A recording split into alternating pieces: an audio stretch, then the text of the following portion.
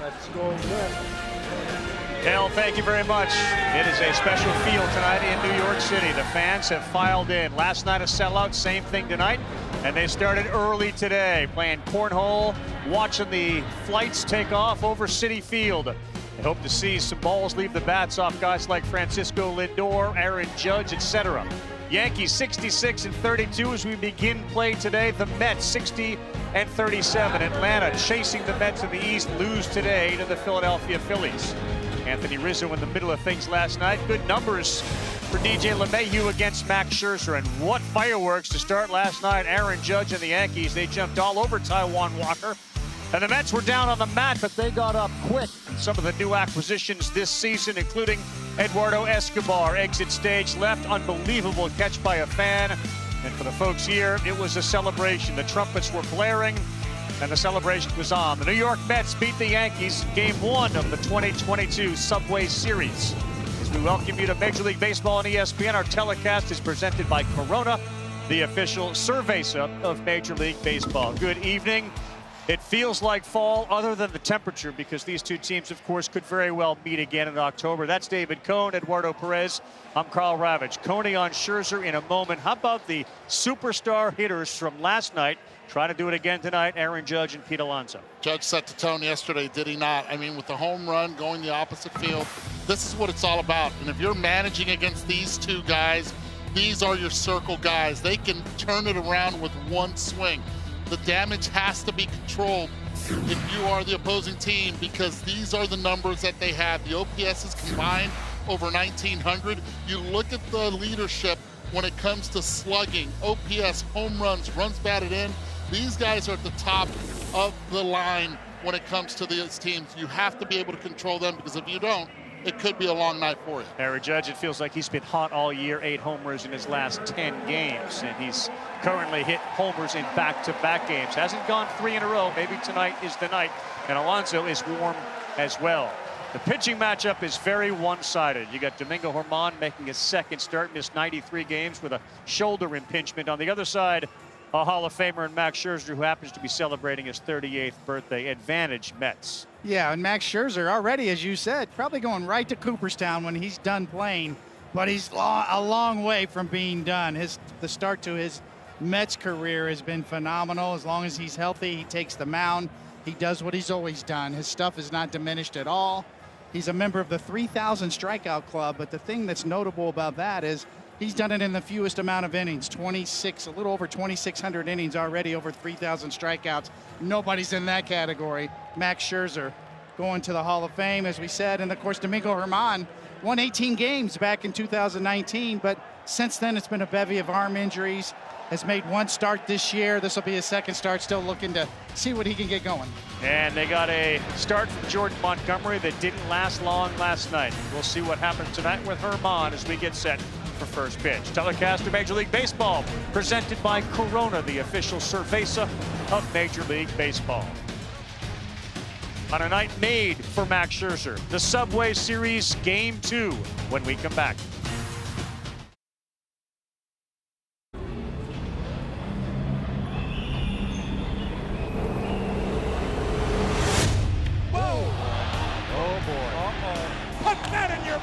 The Mets beat Rivera. Drop the ball. He dropped the ball. And the Yankees win. What an ending. You get a chance to see these two rivals go head to head. Forget that. That is way, way out of here. That is long gone. Oh, my.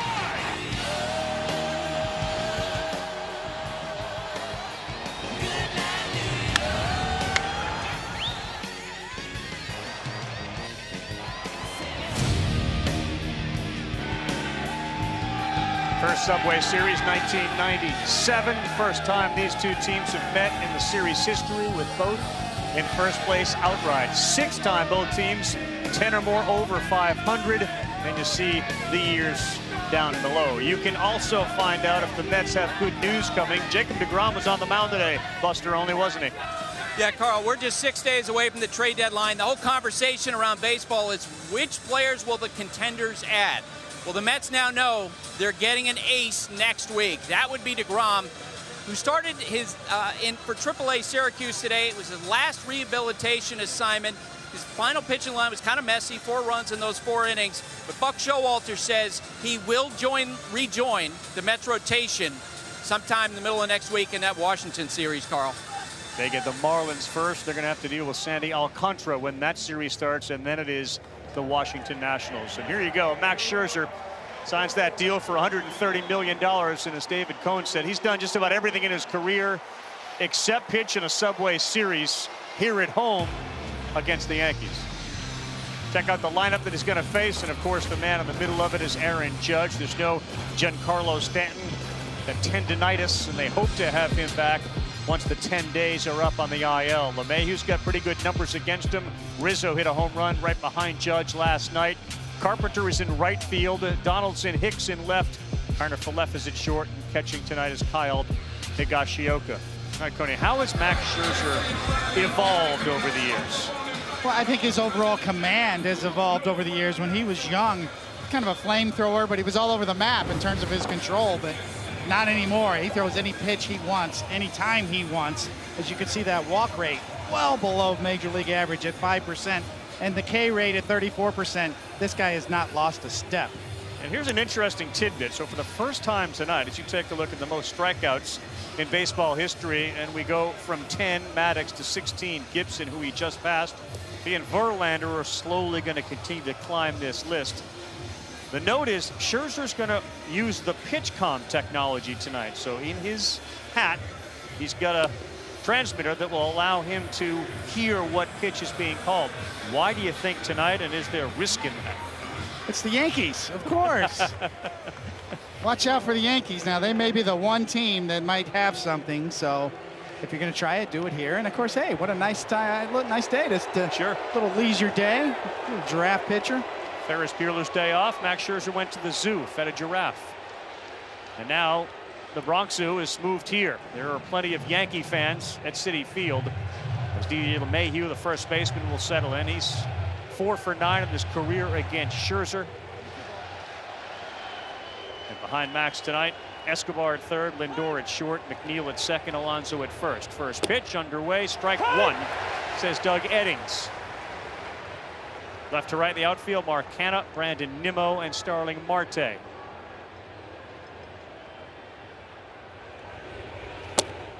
Ball. 1 ball and a strike. One of the few guys in Major League Baseball, that's DJ LeMahieu, that actually defenses just play straight up. Hits it where the pitch is located. And this one to center field. Nimmo now taking a step back and now stops just at the track, and he basket catches it. LeMahieu is retired. And here comes Aaron Judge, having one of the greatest statistical career years, certainly in Yankee history, but in baseball history as well. On his team, he leads them in virtually every category, and it's not close. Hits, runs, homers, RBIs, slugging, OPS, OPS plus, batting average. And what a matchup here early. Scherzer against Judge. Swings at the first one, sends that one deep to right. Marte, though, there's the park, holds it. And Scherzer being helped as Judge swings at the first one.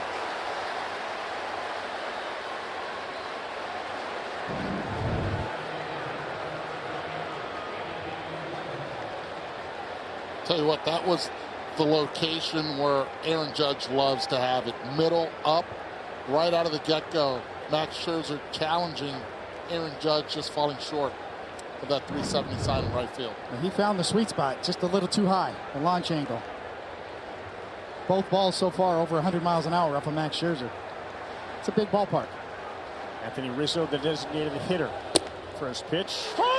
Called strike. 94 right on the inside corner. Takes pause, does Rizzo to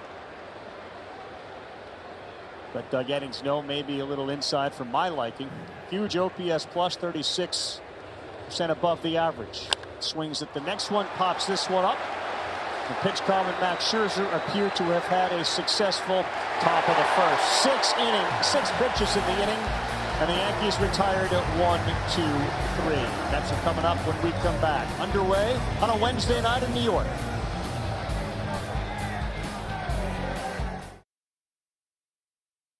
steal very many bases. Terrific when it comes to getting on base, 5th in baseball. And their pitching staff has really been what's carried them. Nimmo will lead things off. Escobar had the big home run last night. Nido is working with Scherzer. And on the mound is Domingo Germán. Tony, he didn't get any swings and misses on his 4-seamer in his last start. His 2-seamer had a little less drop, but this is his 2nd game start. What kind of advancement do you want to see from Germán as a pitching coach? Yeah, Germán's always had a really good curveball, and that's his swing and miss pitch going back to 2019 when he did win 18 games. And that's probably what I'm looking for today, the spin on that curve. Oh, that's out. First pitch, Brandon Nimmo, 263 on the season, leads the team in runs scored. Triples with 5 because he can fly, and walks 37. Kiner Falefa is still on the shortstop side, though right up the middle. Ball. Germán falls behind quickly, 2-0.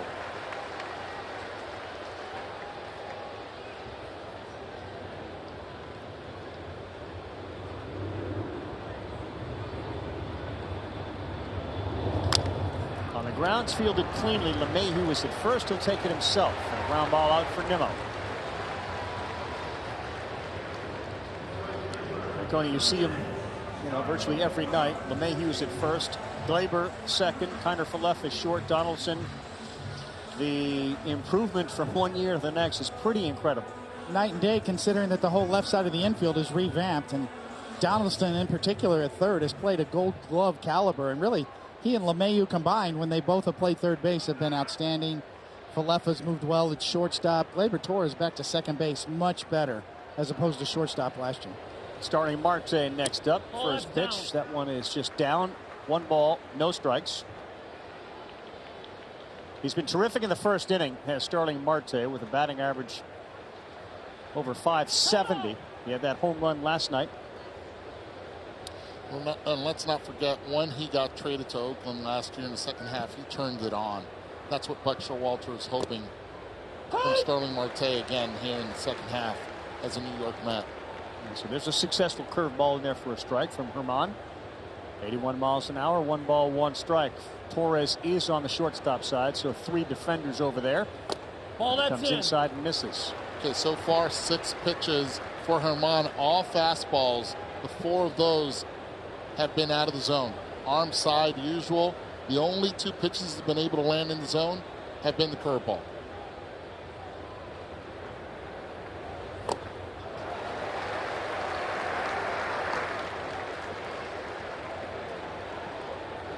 It looks like Germán is not used to the pitch count either, as Higashioka's given signals traditionally.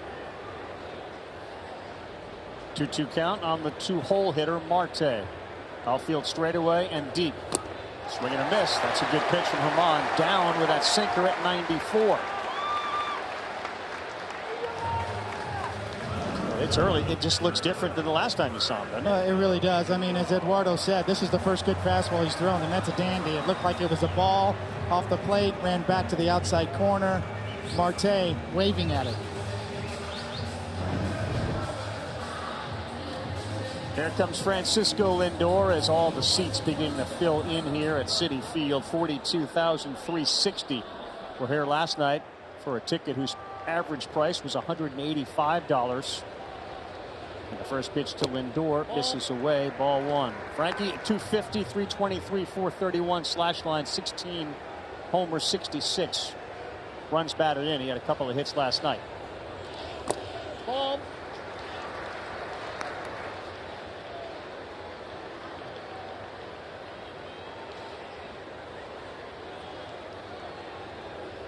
Yankee shift against Lindor. Off speed. There you go. In there for a strike. So 2-0 against Brandon Nimmo. Throws the curveball against Lindor, who is a student of the game. 2-0. Curveball he takes. Gets the call on the outside corner, if you will. And it evens it up to 2 balls and 2 strikes. I like the if you will part. Description by you. You're a pro. Qualifier. Yes. The only one that mattered, if you will, was Doug Eddings, and he had as a strike. Lindor was a shining star in one of the Subway Series games last year with the multiple home runs. Not here. Germán, great start. Pulls the string with a changeup at 87. Just what the Yankees needed. The Mets go 1-2-3 as he strikes out Marte and Lindor.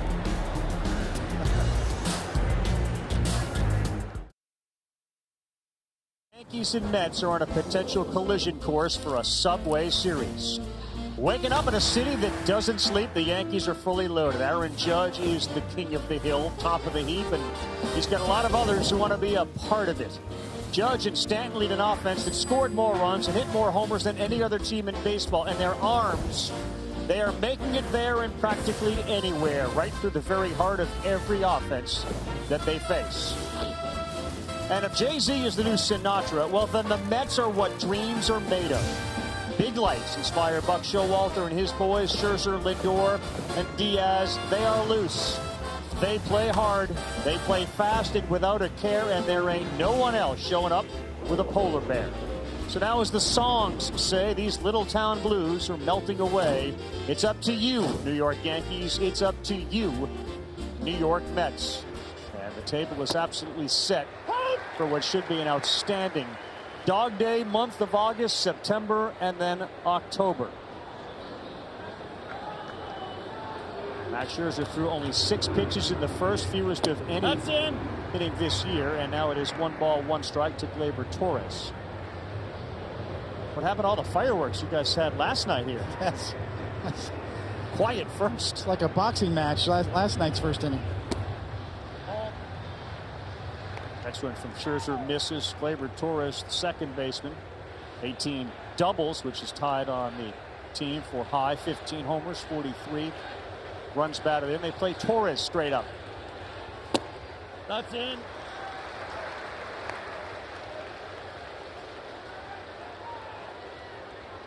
Three balls and a strike for Max Scherzer with 196 career wins and a strikeout rate of almost 34% this season. Torres will pop it up. Alonso will go over into foul territory and make the play.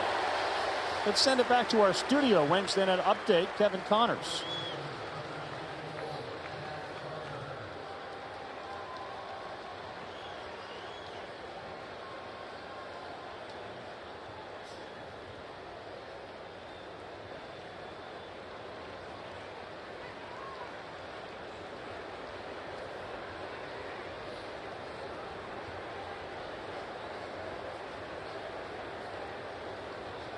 Yeah, and that leads to the trade deadline conversation. Thank you, Kevin. You take a look at the standings in the NL East. It is the Mets 2.5 clear of the Braves, who lost. Spencer Strider was crazy good again last night.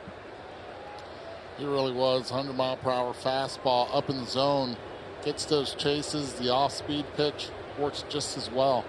That guy just throws bazooka balls right at the top of the zone. The right-handed version of Billy Wagner. He's not a big guy at all, and he can throw seeds. Good pitch from Scherzer, evens up the count against Carpenter. 1 ball, 1 strike, the right fielder for the Yankees. And then he just nailed the fastball at the bottom of the strike zone at 94. Definitely an old school night. We're going signs on both sides. Nobody wants to use the technology. As Buster had reported earlier, he said, hey, Max Scherzer's wearing that pitch com. Now maybe he's getting double dose, got a pitch com, and he's getting the signs.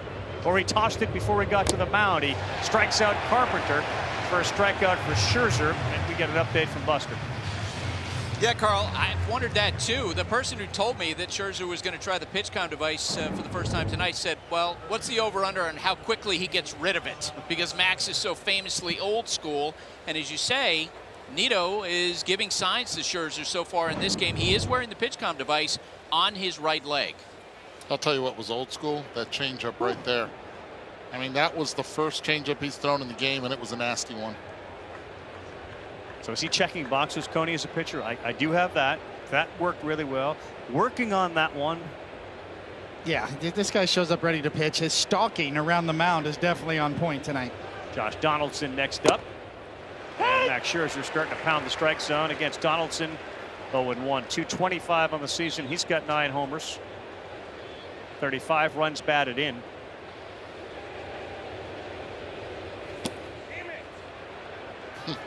Was that him who just said something? I thought I heard a darn it. Definitely not Tomas. Something like, darn it. Something like that, yeah. My money's on him.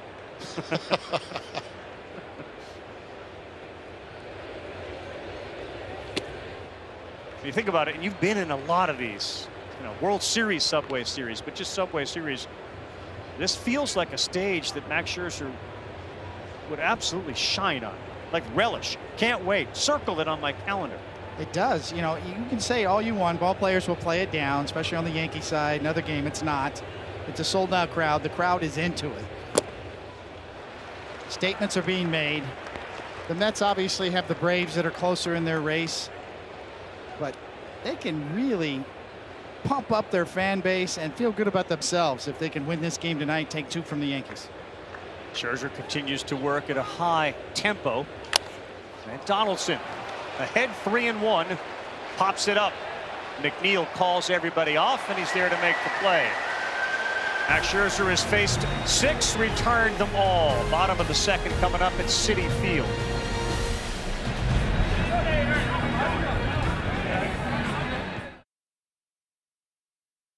Here is this week's Sunday Night Baseball matchup. We will be in San Francisco as the Cubs and Giants wrap up a 4-game set at Oracle, 7 Eastern, 4 Pacific.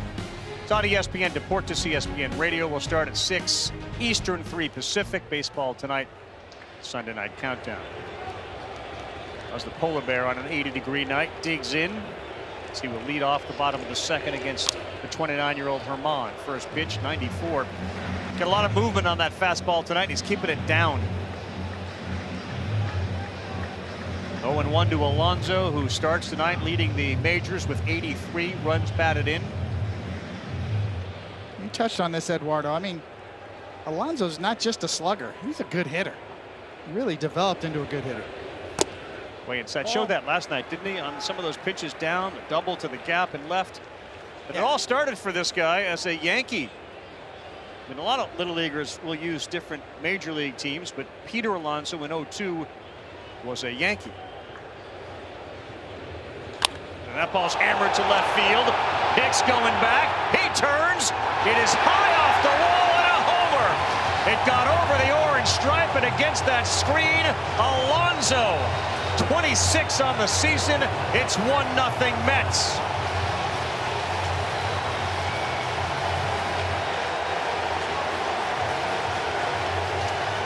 How about Pete Alonso? It was Aaron Judge yesterday in his first at-bat that set the tone for the Yankees as the Mets responded quickly. This time it's Pete Alonso in the bottom of the second inning, no one on.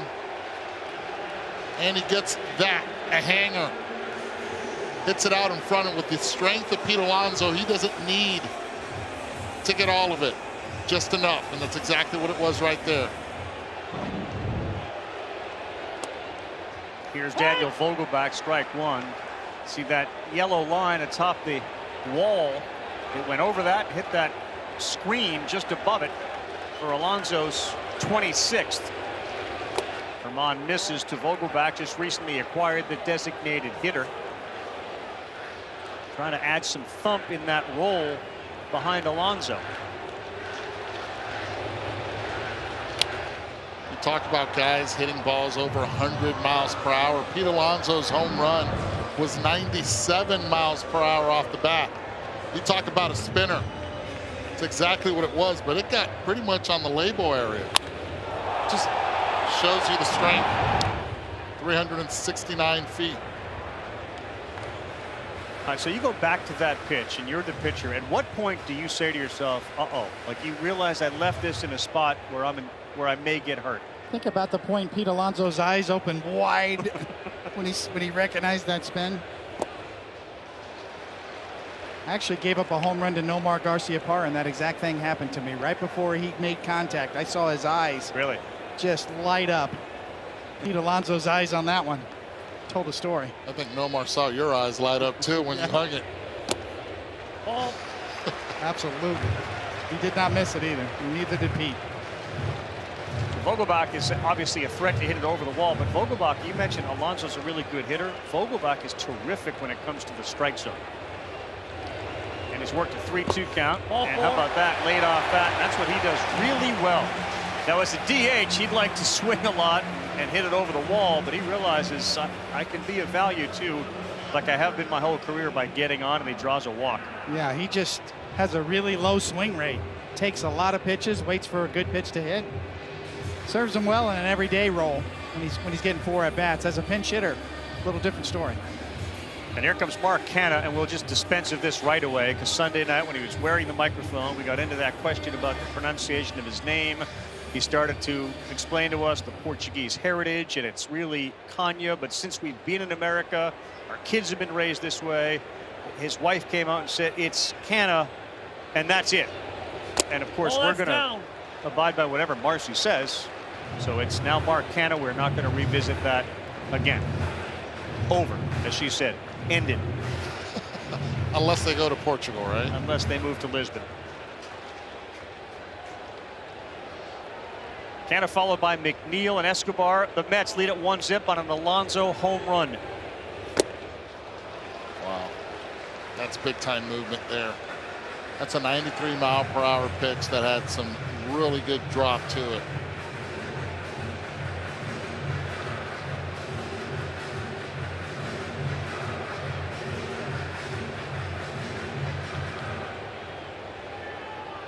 McNeil has had really good numbers in his career against the Yankees. So 1 on, Canha. 1-2 gets the called strike.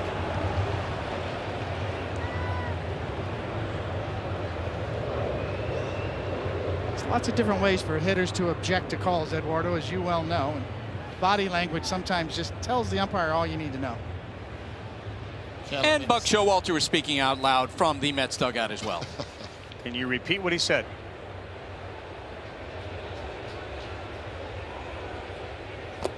Timeout. Not without being fined by the FCC. No, I think he just yelled at him that the ball was low. Doug Eddings, a veteran umpire. I'm not sure that the body language, do you think it resonates with the umpire who's been there for a while? It's the last avenue for major league managers to argue with umpires anymore. Sure is. It's the only way they can get thrown out of the game anymore. I mean, because everything else is reviewable for the most part. Canha elevates this one to left. Hicks is ranging to his left. He will stop on the track and make the play, and getting back to first is Vogelback. Hit that ball far, but this ballpark holds it.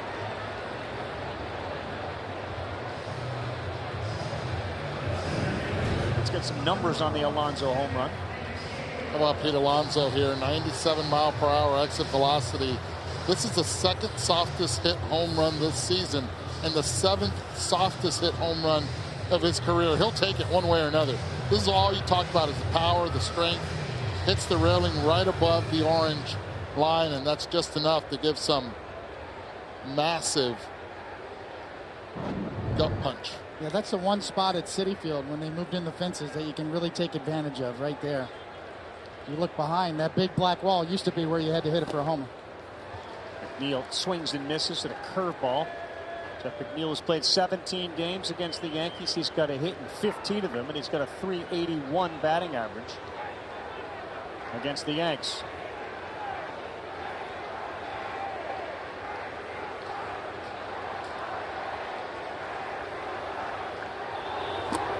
Timeout. You mentioned the idea that a manager, the last bastion of his ability to get out there and just air it out with an umpire.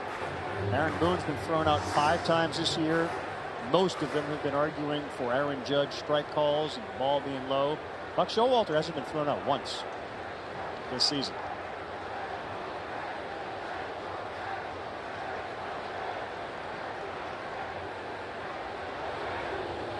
And McNeil to right, hangs up. Vogelback trying to get back. A nice catch by Matt Carpenter. Quickly back to Kevin in the studio for an update.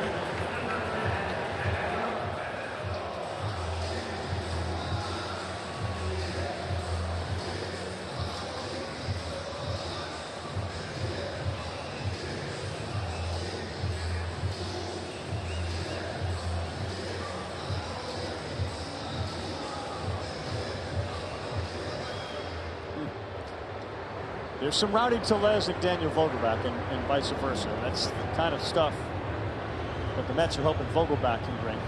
And Tellez has had some real peaks and a few valleys this year. And how about the New York Yankees now with Eduardo Escobar up?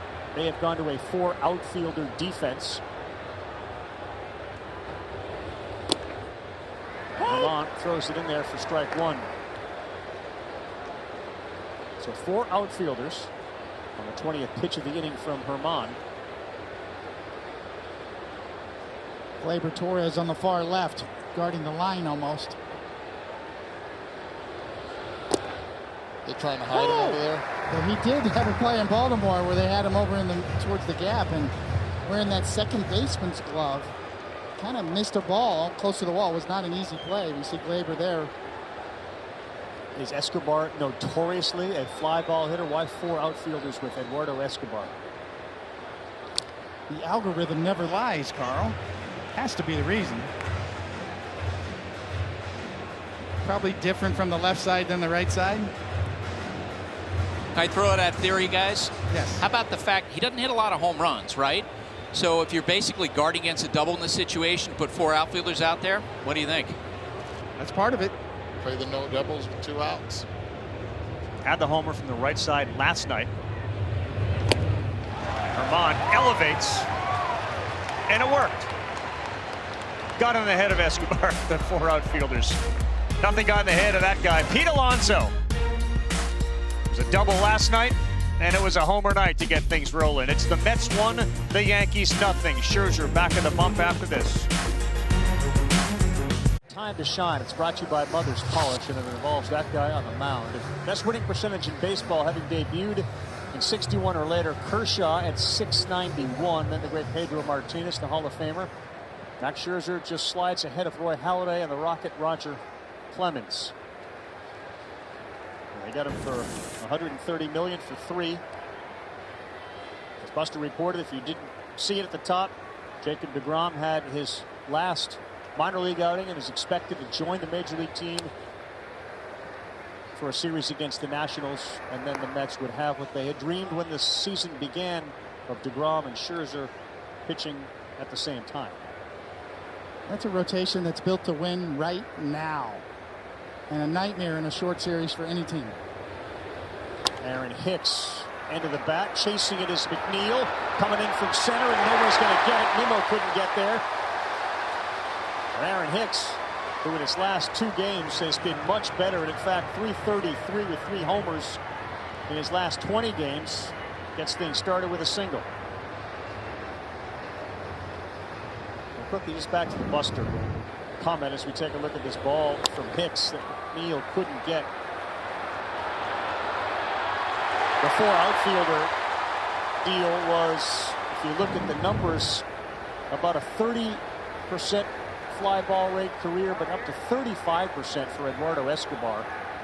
And the no doubles thing makes a lot of sense with Vogelback at first, but he does hit more fly balls this year than anything else. And it's changed dramatically because in 2020 he was a ground ball guy at 38%, fly ball at about 27%. One of the first 4-seam fastballs that Herman has thrown tonight to finish off Escobar, to either get him to swing and miss or hit it in the air. Kind of Falefa.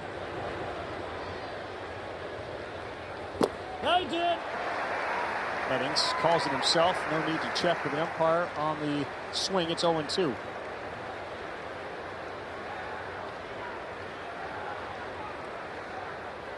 So I know win-loss records and pitchers in particular has kind of been diminished in terms of assessing value, but when you're almost 100 games over 500, it means something.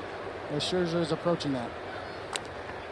Well, a foul ball. Kind of Falefa didn't even move to suggest that might have hit him. And even the sound up here in the press box through the headsets. If that were boned, we'd have real problems. Well, that's what happens right there when he throws the 2 sliders down and away, and then you're thinking slider again. Comes up and in with the fastball. Let's see what Mets goes with here. Oh, that's outside. Close, but he missed. Looked like Isaiah was sitting slider, and he was fortunate that that fastball was out of the zone. Anything in the zone looked like it would have been called strike 3.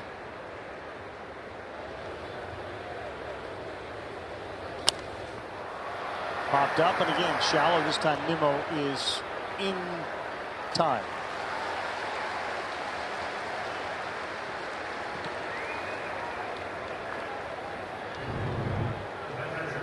Well, with Scherzer, it's not just stuff, which he has excellent stuff, but it's also the timing mechanism that he can throw off with his repertoire. And you look the differential at the arrival times. The front one's LaGuardia Airport, the second one's JFK, and then all the way back here, Chicago O'Hare with the curveball. Where's Newark? Scherzer has gotten all sorts of balls tonight to be hit up in the air for outs. There has been a strikeout, and everything else has been in the air. Hey guys, an update on the pitch comm. I noticed before Higgy stepped into the box, Nito actually used the pitch comm to communicate with Scherzer, and then he bent down into a crouch, and now he's giving signs the way catchers usually gave them in the past. And remember, you can record anything you want on that pitch comm, so not necessarily it has to be that pitch. It could be a game plan or something else that Nito and Scherzer just want to be able to communicate with each other. I mean, like literally just sending text messages through times with the runner at first base. I think what we saw in the All-Star game is the future with Nestor Cortez and 100%. Trevino. Talk to each other. Let the pitcher have the control. 0-2 to Higashioka. Throw behind the runner, and he nearly got Hicks. I was in the clubhouse and I saw Trevino, and I just said that was so great, and he loved it. He said, by the way, if you need me anytime to do things like that, so you take a look at Hicks. Close, but he did say, I was a little worried at one point that the batter was hearing what I was saying, and obviously in a regular season game or playoff game you've got no chance, but he did have that in his mind as he and Cortez were going back and forth. Higashioka, right center field and shallow. Nimmo coming, so is Marte. Marte slides and makes a nice play. I think Nimmo got a great read on that. Marte charged from right field to make the play. And I wonder if Nimmo had lost the baseball once he went towards it, because it just seemed like he was going to be the one that was going to catch this. Comes in, he gives up, he looks over to Marte, and Marte just turned it on with the afterburners. Marte, a center fielder, playing right field for the Mets. Tremendous range. He's been really good. He took the All-Star game off, even though he was there. And by the way, very active when it came to Pete Alonso and the home run derby and cheering. I mean, he was as active as anybody, but he didn't play. And since they've come back and he's come back from that injury, he's been outstanding. Told me he had so much fun to be able to spend time with his kids there on the field, something that it's been time consuming, obviously. A couple years ago he had lost his wife, yeah. So it's all in with grandma and his aunt and himself, and so raising rare, 4 beautiful kids, right? So rare during a season to be able to have that opportunity for that period of time. They were all out on the field enjoying it as well. As LeMahieu was behind 0-1. And this ball's up the middle on a line. It's going to get down. Hicks will stop there as Nimmo fires it back in. DJ LeMahieu about face the Scherzer pitch, and the Yankees, with Aaron Judge coming to the plate, got a little something brewing.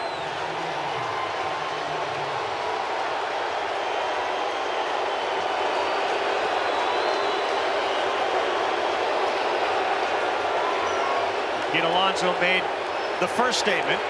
Is Aaron Judge ready to make the next statement?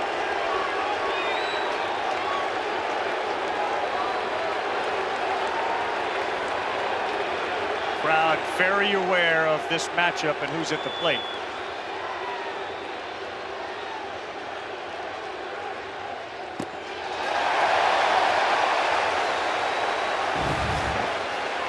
Last at bat, it was Aaron Judge seeing one pitch, and it was a fastball against Max Scherzer with no one on. This time 2 runners on Max. These are high leverage situation and pitches for Max. Going to the slider, first pitch. You got Aaron.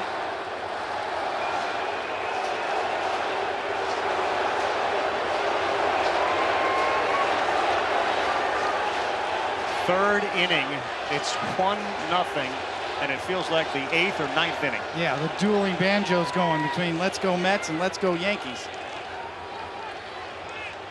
Ball that's down. It was down. It's 1 ball, 1 strike. It's a great take. That's what I remember of the first Subway Series in 1997, was that effect where there's half fans on each side, in particular Yankee Stadium, with this going on. Back and forth. Just a couple of RBI shy of Alonso. For the Major League lead is Judge. Alonso already with a homer. Swing and a miss on another tight slider from Max Scherzer. Max knows one thing. He cannot give in here. Aaron Judge with 2 strikes since the start of last season, 30 home runs. Judge is 2 for 7 in his career with a double and 3 strikeouts against Scherzer. He flew out to right his first time up on the 1-2. Ball that's down. That was down, looked a lot better up here, but the changeup was below the strike zone. It's 2-2. How about his 2 takes already for balls to even up the count? Well, that's the book on Judge. The one pitch he has had trouble with was that particular pitch, the changeup, especially righty on righty. And you're right, Eduardo. Taking it was outstanding. Got a pitching machine underneath Yankee Stadium, though, that he can crank up to 100 and just bury sliders against him as he continues to work on hitting not only the off speed but the breaking stuff. 2-2, 2 on, 2 down. Got him, swing to the crowd. Rooting for the Mets loves to see that. Max Scherzer picks up his 2nd strikeout, and he wins that battle. 2 men left stranded. Well, when the tough comes up, Scherzer gets even better with high quality sliders.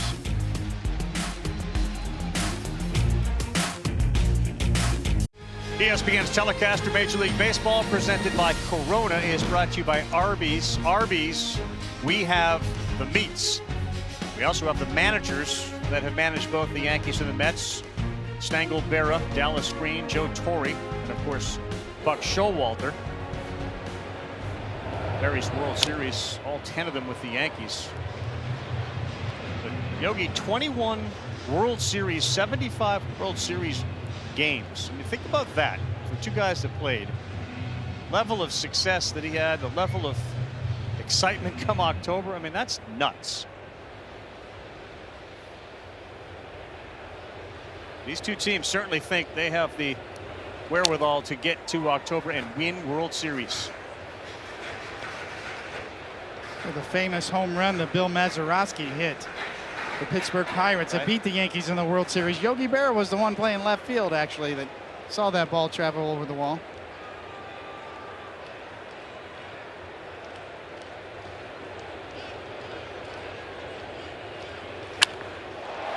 Left field, Hicks going back. He's not going to be able to get that. How about Thomas Nido into second? He's there with the double. And that exploded off his bat. Any production you get from the bottom of the order is a plus for Buck Showalter.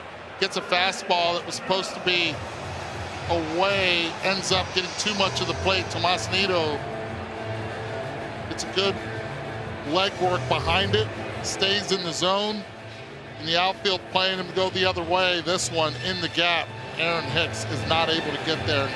Now in runners in scoring position with no outs. Yeah, back to the top of the order with Nimmo and then Marte, Lindor. Chance for the Yankees. Donaldson is way in on the grass. And Mayhew just on the edge of it. A little surprised that they're playing this close in the bottom of the 3rd inning. Brandon Nimmo looks like they're having issues with the pitch count.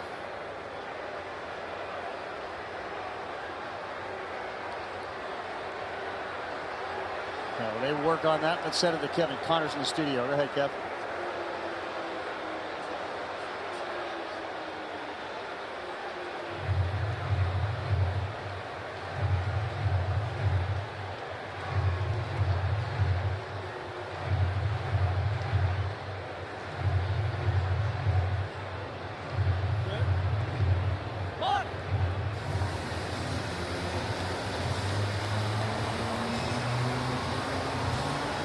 Next Monday, we're going to have the Astros and Red Sox. Buster, quickly, what are the Red Sox going to look like on Well, Monday? Sam Kennedy, their team president, Hein Bloom, head of baseball operations, told reporters yesterday, we haven't thought about trading Xander Bogaerts. We haven't thought about trading Rafael Devers.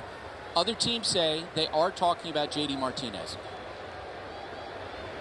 Well, if that's the case, then the Mets would probably be one of the teams interested. Is Nimmo down the right field line, and that's foul. Right, I mean, they're looking for a bat. J.D. Davis has been the DH here. They bring in Vogel back, but boy, how would J.D. Martinez be in a lineup? Yeah, DHs are in vogue, and both leagues have the DH now this year.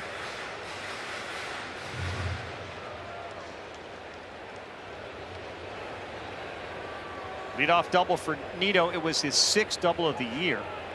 Nimmo now with nobody out. He got jammed. That's on the infield. Donaldson is there. And an easy one. Good job by Herman to get a big out. Yeah, you could say great job by Herman right there. And Brandon Nimmo's one job was to move that man that you see on the screen to third base with no outs. You know, he's going back to the dugout upset that he fell right in the Herman trap.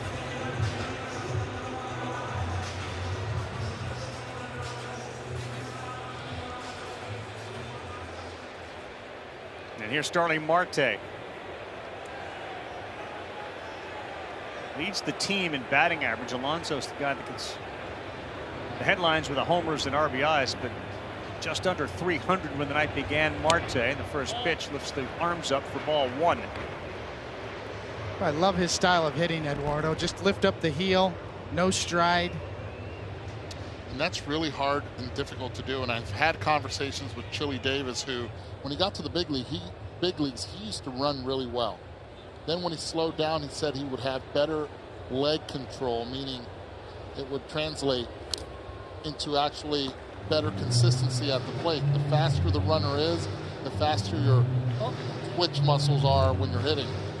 Starling Marte has been able to control his bottom half really well and be a consistent hitter the last few years. Yeah, his whole timing mechanism just in his front heel.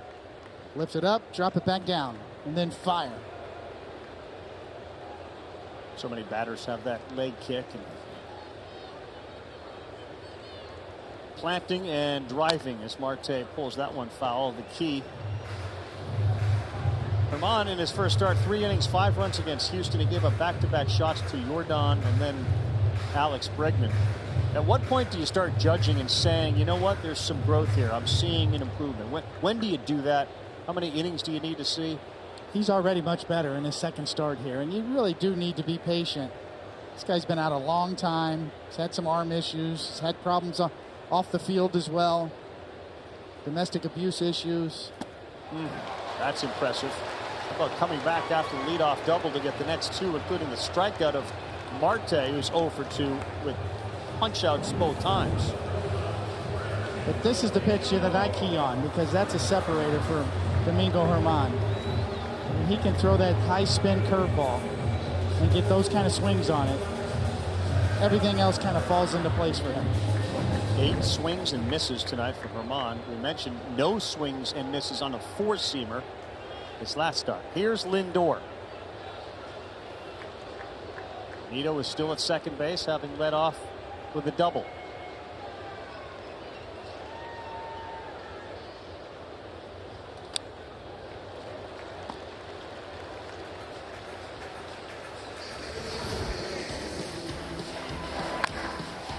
This was the moment that Francisco Lindor embraced the Subway Series. The Met fans said, we get something special.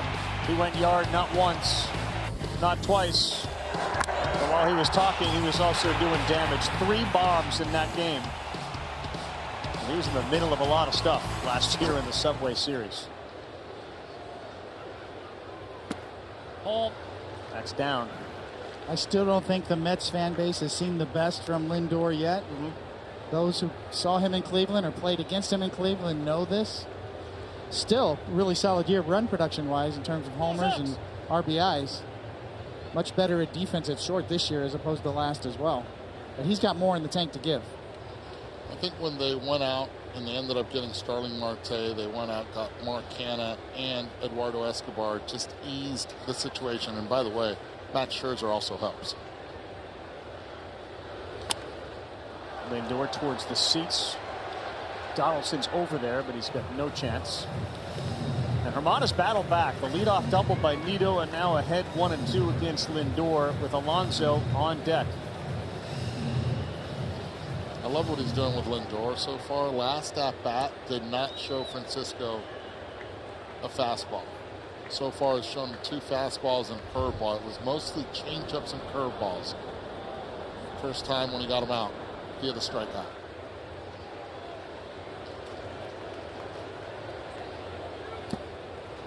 Timeout. One of the things Lindor struggled with last year was hitting the ball over the wall on fastballs. He only had 10 homers on fastballs. Now he's increased that this year by a couple, 12 on fastballs. But I think you're right, Cody. There was an electricity about Lindor, and we saw it with a 3-homer game, and certainly in Cleveland. There's a 100-watt guy. Feels like it's down around 75. It's the reason why he got that big contract. Right. 2-2. That one is to right. Will it get down? It will, in front of Carpenter. Rounding third. Not a great arm from Carpenter. An RBI for Lindor. It's 2-zip as he plates Nido with 2 down. A big 2-out, 2-strike hit, and an RBI for Francisco Lindor. That's exactly what you're supposed to do with 2 strikes. Just protect. Ends up getting an 81-mile-per-hour curveball. That was borderline, and Francisco did not miss it. Hit it off the end of the bat, broke his bat. But what I loved about all of this was he understands who's at second base. It's Tomas Nido. A lot of runners end up trying to go to second to get this ball cut. He knows also who's in right field. Matt Carpenter, not a strong arm. He knows Tomas Nido with the secondary lead that he should get. Ends up scoring easily. He stays at first, and now he's in scoring position, even at first base, with Pete Alonso at the plate. Alonso a home run, his first time up, 26th of the year. Oh, that's it. Herman works inside off the plate, ball 1. Alonso's now got 9 hits in his last 10 games. He's well over 590 as a batting average in his last 5 games. And on this homestand, he's got an OPS creeping towards 2,000. Popped up high, Higashioka. And LeMahieu, and it's LeMahieu. Alonso retired. Herman's been very good, especially with his strike throwing ability. It's still the Mets now, 2-zip through 3 at Citi Field.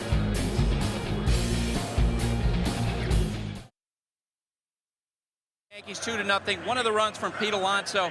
Buck, what distinguishes his power from that of other home run hitters? Well, there's an old expression, country strong. You know, Pete, he knows who he is. And I tell you, he's a good hitter, too. A lot of people think he's just a guy that collides with the ball. He's not a collision hitter. He's a guy that's got a feel for hitting. He'll hit a ball the other way. And you see those type of RBI totals, you know he does more than just hit home runs. Now, you told us before the game that in the dugout, Max talks with his eyes. What did you mean? Stand right here, you'll know what I'm talking about. No, it's a great communication. He's an honor to manage because you just kind of follow his lead. He's earned that, and he's shown you a great body of work by doing it. So it's about trusting players, and he's easy to trust. Buck, thanks. Carl, back to you. All right, Buster, thank you very much. Showalter's team up 2-zip, and Scherzer ahead of Rizzo 0-2. Talk game planning, Cody. When you went into a game, your game plan and how exact a science was it? Did you have something on every hitter and the way to execute? Because it strikes you watch Scherzer first pitch, breaking ball right over the heart of the plate, which means he's thinking along or ahead of Rizzo, who hits this to center, and Nimmo will make the play. Talk about game planning for Scherzer. You know, with a guy like Max Scherzer, there has to be a balance, because there's so much information nowadays. He can get as much as he needs or wants, but sometimes that takes away from your own strengths, and you pitch in a defensive manner. And with Max Scherzer, that's exactly the opposite of the way he goes about it. He's going to pitch to his strengths and make the hitters adjust to him. You know, you think because he's a veteran and has done this so long and has had such great success as he gets ready to throw to Torres, he can edit what he wants. Like, I thank you, that's a little more than I need, or I appreciate that, now let me do with it what I want to do. Whereas opposed to a younger pitcher, a Bassett, a Tyler McGill may do something different with it. It's a great way to put it. Yes, Max Scherzer has veto power. Right. As Buck Showalter put it that way. Now, we saw earlier, though, that he's definitely got some information trying to attack Judge with a changeup that Judge took, and that's definitely coming from the scouting reports on what Judge hits and what he's had trouble with. Gleyber Torres to right. Marte will stop and watch it go into a hand of a fan. Something unusual I've seen in this game, guys, between batters, you'll see Tomas Nido pull out a card from his back pocket and take a look at it. Kind of wonder if he's reading from some of the notes that Scherzer gave him before the game. I would say 100% on that. Liner caught. Eduardo Escobar got a good read. It was not hit very hard, just 83 miles an hour off the bat. And a big smile from Escobar at third as he takes away a hit from Torres. Yeah, off-speed pitch and pump back line drive. Easy snag for Escobar. Here's the other number so far on Scherzer for those watching at home. We've got 2 outs in the 4th inning, 46 pitches. There's yet to be a ground ball out report. Everything has either been in the air or just there on the line. What does that tell you? It tells me his stuff's pretty good. Maybe another one. No one's there, though, and it's the left fielder coming hard. He now puts the brakes on, and Mark Canavere. Max Scherzer slicing through him. 9 pitches this inning. He had 6 in the first.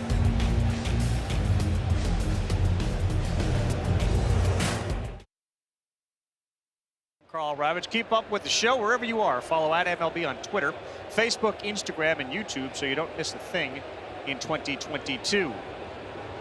Bottom of the 4th inning. Vogelbach. First pitch. A little high. Ball 1.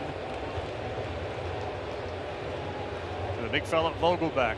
Seems like Buck Showalter's just obsessed. Like, he talks about Vogelbach and the size of him and the size of his back. And apparently the Mets give out a belt or something after each game, and Vogie was the one that got it recently. And as a result of getting the belt, then you have to dance. Is that, as I understand it? Yes. In the clubhouse.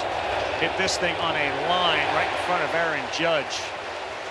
That jumped off his bat at 106 miles an hour. We'll send it back to Kevin in the studio.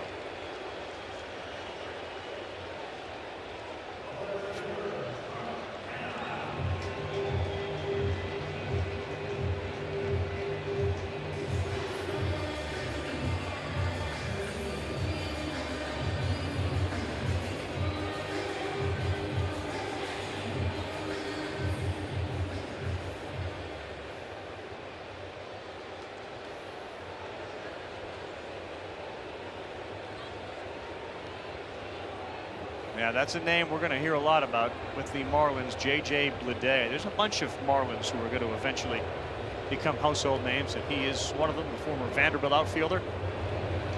Here's Mark Canha. That's a strike. So 2nd inning, Alonso leads off with a homer. 3rd inning, Nido leads off with a double. 4th inning, Vogelbach leads off with a single. Dangerous recipe for a pitcher to have the leadoff man aboard.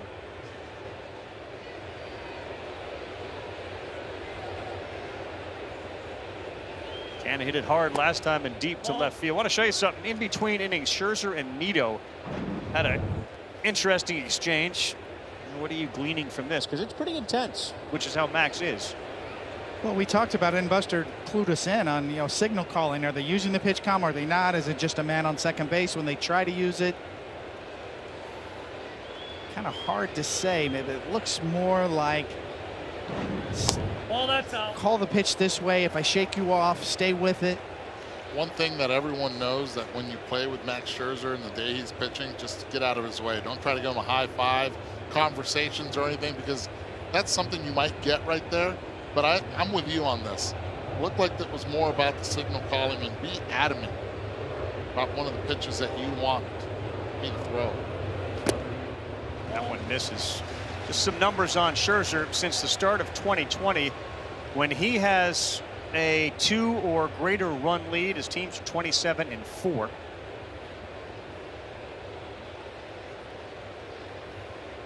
So obviously with what he's doing tonight and the early lead, it would portend for good things for the Mets. Leadoff man on for Canha and a 3-1 count.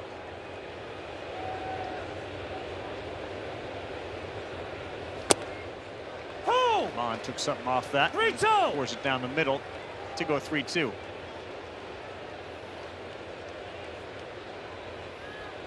McNeil followed by Escobar on the other part of this atmosphere. And last night was a little different given the runs and the blows that were delivered in the first couple of innings. But a lot of these Mets have never experienced a Subway Series. Alonso hadn't experienced a playoff.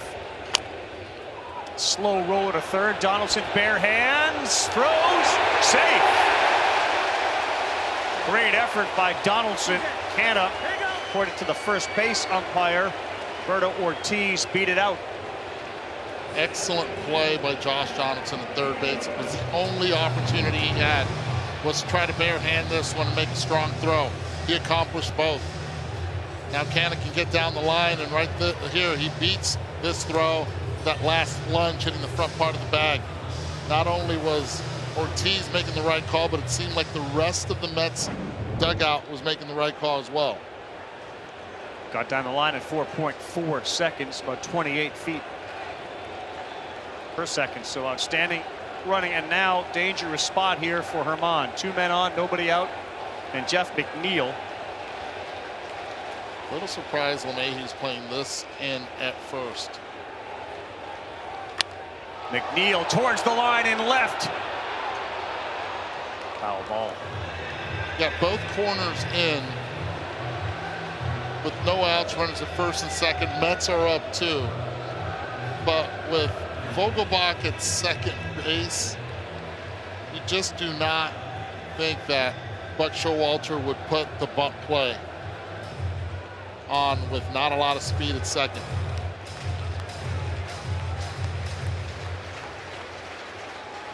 McNeil snapped an 0 for 19 stretch with that RBI last night in the 8th inning.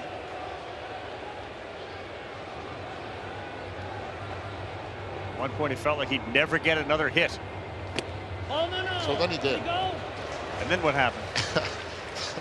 So it's a pretty cool story, and you can piggyback on this one, Buster, but Jeff McNeil told the skipper, Buck Showalter, said, man, I don't know. He goes, hey, you might not win it with your bat, but you can win it with your glove. He goes, I don't know, Skip. He goes, give me your bat. He rubbed it, ended up getting a hit.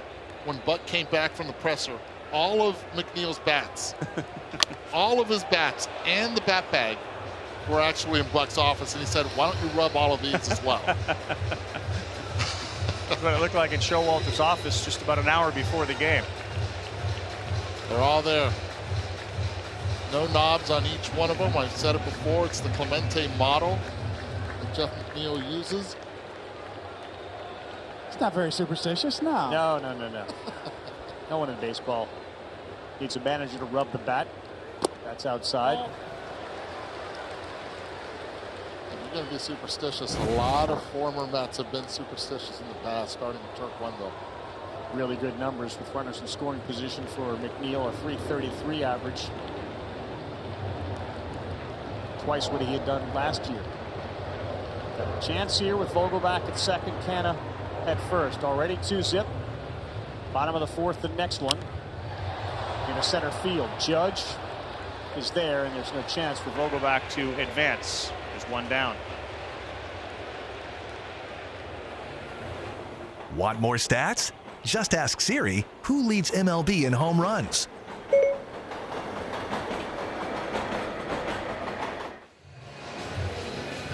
'99's all over the place here in the midst of Citi Field, where a lot of Met uniforms are. Judge, the major league leader in homers. As Eduardo Escobar steps in, did you have superstitions, Coney? I was sort of the anti-superstitious guy. I didn't like to be a slave to superstitions. But when I lost 10 games in a row, I started wearing puka shells one year, so I was trying everything. Magic puka shells. Did they work? They did, actually. Did you snap the streak? I did snap the streak. puka shells. Yes. Turk Wendell have what, shark teeth or something? Yeah, he had the shark teeth that were around his neck. Well, he had licorice. He would brush his teeth, wouldn't step on the line, would hop and skip over the line. Escobar hit that homer last night, and he said the environment was unbelievable. He said he felt like it was the first big league home run that he ever hit. That's the type of buoyancy they got from the crowd, having the Yankees in town.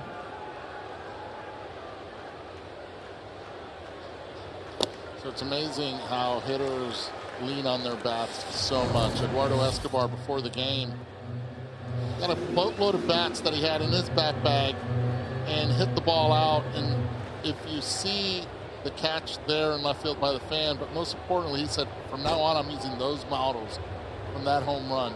And the other ones, he just put them away. Did any team try to find out who made that catch and at the trade deadline try to acquire that guy? Swing and a miss. Did you see that live when you were doing the game? Because I saw it. I was texting Andy Jacobson, our producer. I said, did you see that catch? It was kind of glossed over. I'm not sure. And then you started to see it on social media. A good-looking changeup from Herman. And yes, and Carl, to your point, on social media, the guy had a Yankee hat and a Met jersey. Yes, he did.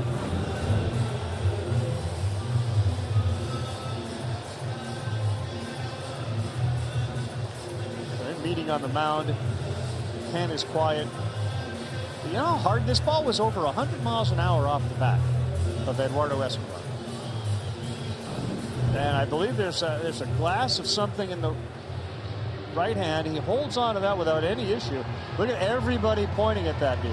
That's a big guy out there. That is. Good hops. Is that a 47? Is that a Jesse Orozco jersey? Absolutely. Yeah. The old racing stripes, the 1986 unit. Yeah.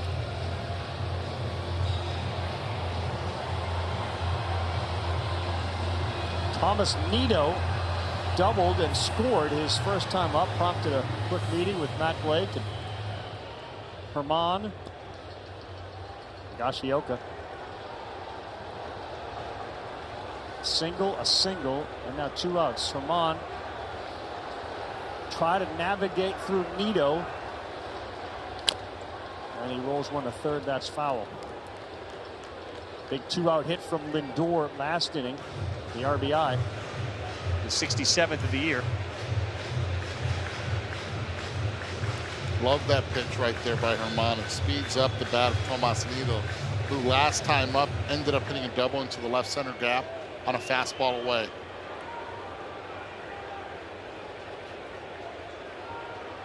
Herman ready. Off his foot. So with Nido with the plate, I mean, this is rumor time too. Buster, Jeff Passan, all of our insiders, Tim Kirkshin. One of the things that kind of cropped up was maybe Wilson Contreras, Dave Robertson package. Get a little more offense here. They have just gotten nothing from McCann, Nido. Their OPS by catchers single season in Mets history. It's at least why you look. And they got a kid down in the minors who is likely going to be an offensive star. And if we ever get to an automated strike zone, as Buck said, Alvarez will be up here tomorrow. We don't have that yet. Nido is gone. They will strand 2. It's a good job by Herman.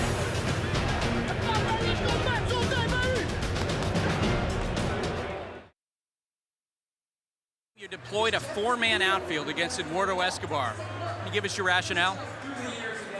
We think he's inclined to hit the ball a little more in the air in that situation. 2 outs, just trying to prevent some kind of, if he does get the ball in the air, that extra base, allow him to score that run. All right, what kind of unique challenge does Max Scherzer present for your hitters tonight? What do they have to do? Obviously, he's one of the game's best, and mixes his pitches incredibly well. Great secondary, can kind of step on a heater when he needs to. And obviously just all kinds of experience that allows him to do a lot of different things and get you out some different ways. So we got to keep plugging away. Feel like we've had some decent at-bats. We've gotten some good swings off on him. We just missed some to the outfield, but so far he's ahead of us. Booney, thanks. Carl, back to you. Donaldson up first, and there's one that will bend your knees. 85 after he missed badly with a slider. It's now 1 ball, 1 strike. Donaldson, Hicks, Kiner, Falefa in the 5th inning. Max Scherzer working quickly and working very effectively.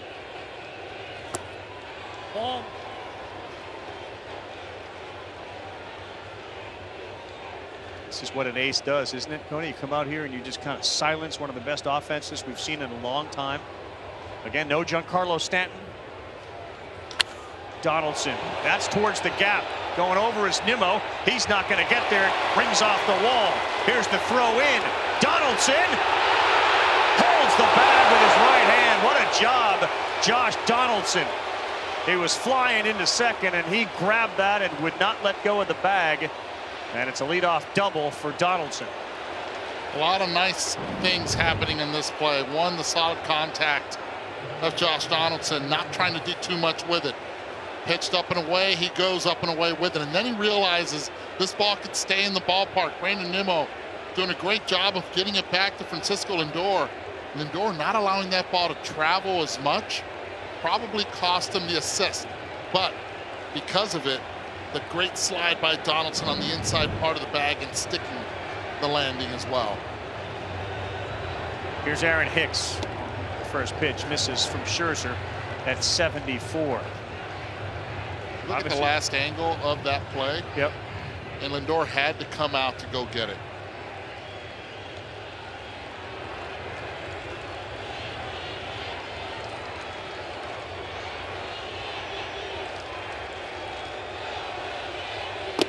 Way inside, that's 2 balls, no strikes.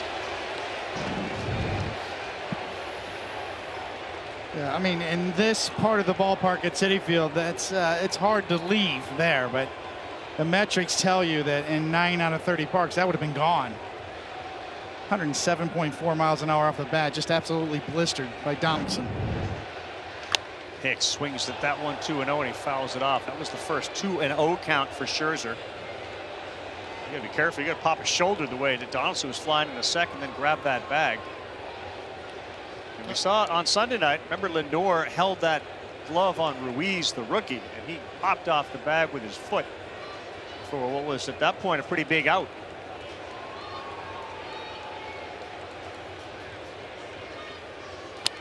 Hicks, that's sky high and foul. You know, we talk about Max Scherzer and his ability to throw a slider for strikes and then also miss with it and get strikeouts with it. And it's sort of the same thing as a hitter with runners in scoring position. He gets tougher with runners in scoring position. So right here in this spot, nobody out, 2-2. This is when he really knuckles down and makes his best pitches. McNeil's on the outfield grass. Lindor just up the middle as Hicks fouls that straight back on a 96-mile-an-hour four-seamer. There's an art to leaving him out there. Scherzer adding a couple of miles of velocity when he needs it right there up in the zone. Maybe his fastest fastball right there in 96. That's what Aaron Boone had alluded to.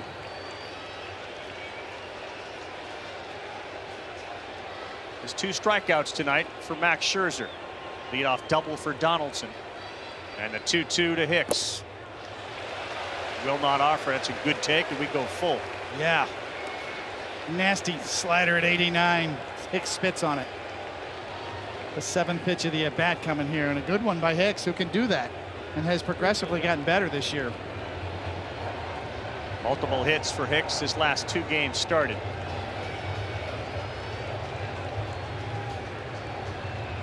Six home runs, 30 runs batted in on the year for Aaron Hicks, the left fielder for the Yankees tonight.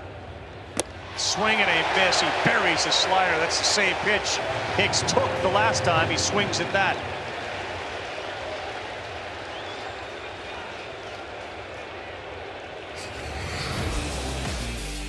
What's the name of the game? Do you got one you can get over for a strike? Maybe a little curveball, spin it in there, get a lot of the plate.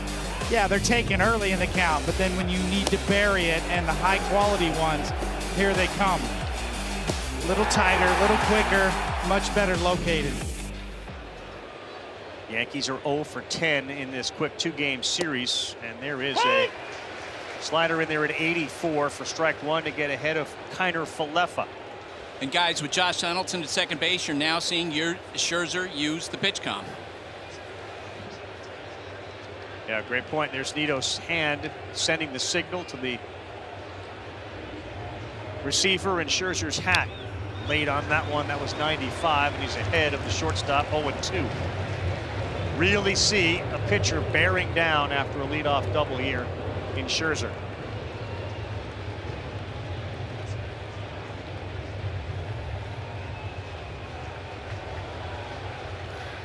Max missed 7 weeks with the oblique strain. 4 starts since his return. A 1.78 ERA. Timeout.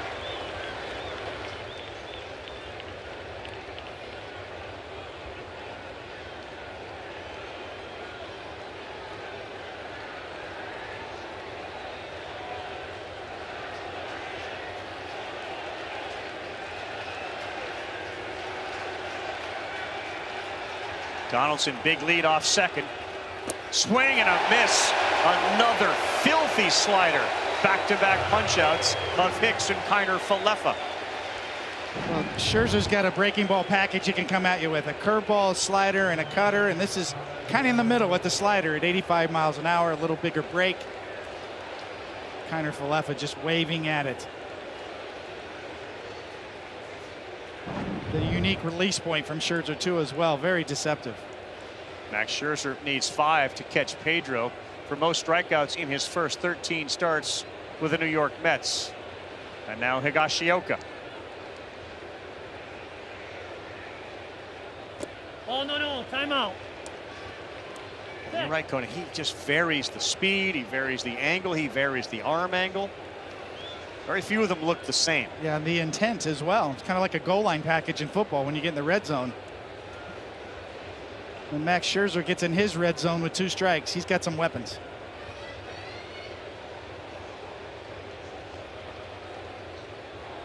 Pitching coach or offensive coordinator in the NFL? What would you prefer? You like the red zone offense? Is that red zone offense? You love that, yeah? Yes. Are you a runner every time, or are you going to tight end? You got to mix it up. Quarterback option? Everything's on the table. More weapons, the better. Sort of like Scherzer, right? Behind 2-0 to the 9-hitter. That's what makes him different than anybody else. The ability to do that. 2-0. Not only he'll throw the slider, but he'll take more off it as well. You're geared up for the number 1. You think you've worked the count as a hitter, and then he pulls that out on you.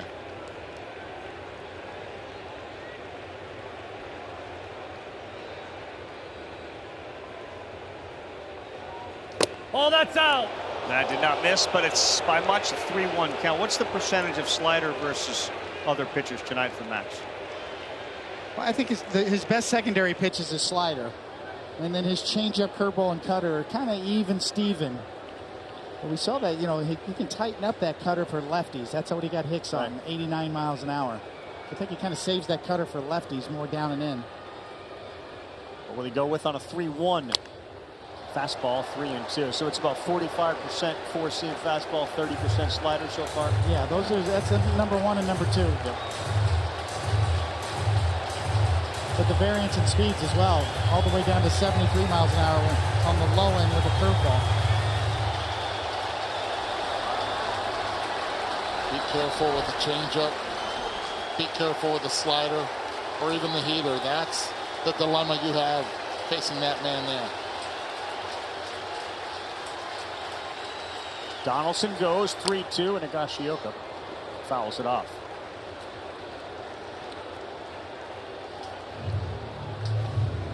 What do you respect, Coach, about Scherzer? Just as a fellow pitcher, borderline, maybe someday Hall of Fame guy. What do you respect about him the most? I really see him evolving as a craftsman. It's not just all about stuff. Yeah. The way he gets tougher when he has to. The way he understands to save a little bit in his hip pocket or to add velocity when he gets in trouble. That's why he's so hard to score on. Another 3-2. Ball 4. No, does not get the call. It was off the plate. And a good at bat by Higashioka. Quickly to the studio.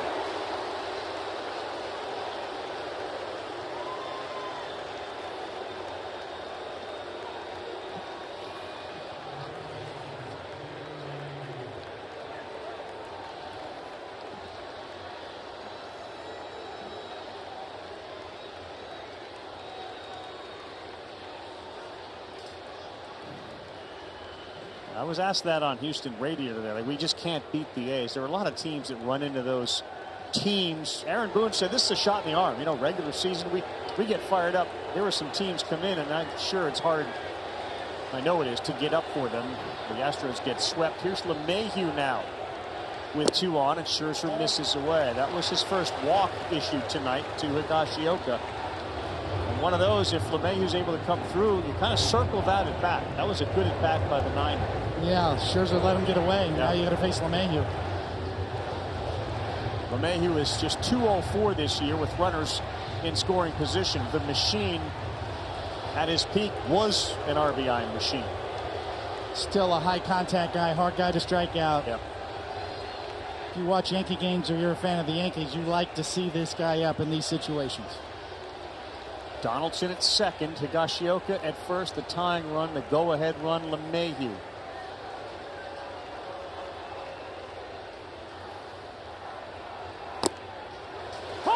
Gets the call, bottom of the strike zone. Evens it up, 1 ball, 1 strike. Max Scherzer now going into his 24th pitch of this inning. The most he's had in any inning. So far, 71 in the game.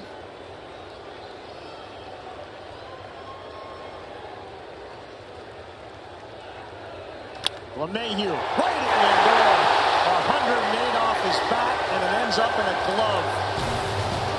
And the Yankees' best threat of the night stranded on a line shot into the glove of Lindor. Stays 2-zip.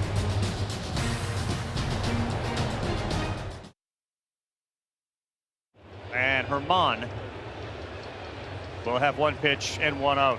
Now, that was a tough break because on your batting average on balls in play, LeMahieu expressed some real frustration. Watch what he does with the bat. He knows right away Lindor's going to catch that. 108 mile an hour off the bat. And the frustration for the Yankees is, Coney, you saw it last night. They didn't get a hit with runners in scoring position. They were 0 for 8 and 0 for 4 tonight. Most of the time, the hitters are in the process of production, not direction. Well, no, let's not forget there's not many opportunities you can get off Max Scherzer. That was one right there, especially with the great at-bat that Kyle Higashioka had to get to that man. Yankees have Lucas Litke, the lefty, warming in the bullpen. Herman throwing his 74th pitch. Oh, that's out. This has to be really encouraging. I mean, the Yankees have suffered injury after injury. Severino, Michael King, who had surgery today. We'll tell you about how that went. Encouraging start for Herman, and some encouraging performances last night out of the bullpen. Marinaccio was great. Weisiger was good. They really believe that Chapman is close. If they can convince him that he's close, it sounds like. Yes, I mean, he's not going to be asked to close, but nonetheless, he could still be a part of the mix in the middle innings, and then certainly in setting up. Clay Holmes has been outstanding. Yes. Probably in the National League, it's Edwin Diaz. In the American League, it's Clay Holmes as far as closing games out this year. You got a timeout. As far as Michael King goes, the outstanding reliever, he had surgery today. It, according to the doctors, could not have gone any better, and they will re-image it in a short period of time. They did not have to do anything to his UCL ligament. 6 to 10 weeks. The re-image, and if everything looks good again, he'll begin a throwing program going at the 12-week mark. So as good a news as you're going to get out of what was a very depressing situation. Michael King suffering a fracture in his elbow. Yeah, the Yankee clubhouse was a morgue after the game. On a game they won, Trevino said it felt like we lost. Yes. That's how good he has been this year for the Yankees, and what an important role he was filling. Oh, that's out. But they did get good news yesterday when they saw Loaizaga come in and pitch well. He was the man last year from the bullpen. They can get him back. It's pretty much replacing the success that Michael King has had this year with Esteban Loaizaga. You know, I know you're very involved with, you know, the players, and you were a guy that was very involved with the players union. Like, for a young guy who hasn't made his money yet, how important was the year that King had to establish himself? Enormously important. The value he was providing by any metrics you want to use. Old school, new school, WAR. The role he was taking on. just tremendous value that he was bringing to the Yankees. Lindor straight back, and let's hope for his sake and the Yankees' sake that he's able to have a clean image and then start throwing in 12 weeks. He could very well be back for spring training next year. Herman trying to get through the fifth. The lefty Litke up in that pen, and Lindor singled an RBI in the third inning. Came with 2 strikes and 2 outs. And that one is just down. Lindor approves that that call was a ball. How about Francisco Lindor? Already in the first 2 at-bats, he averaged 5 pitches per those 2 at-bats. Going into his 6th pitch here. Seen a lot of pitches against Herman, working those counts. Alonso on deck. Herman will reset. 2-0 Mets. Alonso homer in the second. Timeout. And the RBI from Lindor in the third. The only scoring tonight. Max Scherzer's been terrific. Yankees' best chance was their last chance when LeMahieu lined out hard to Lindor.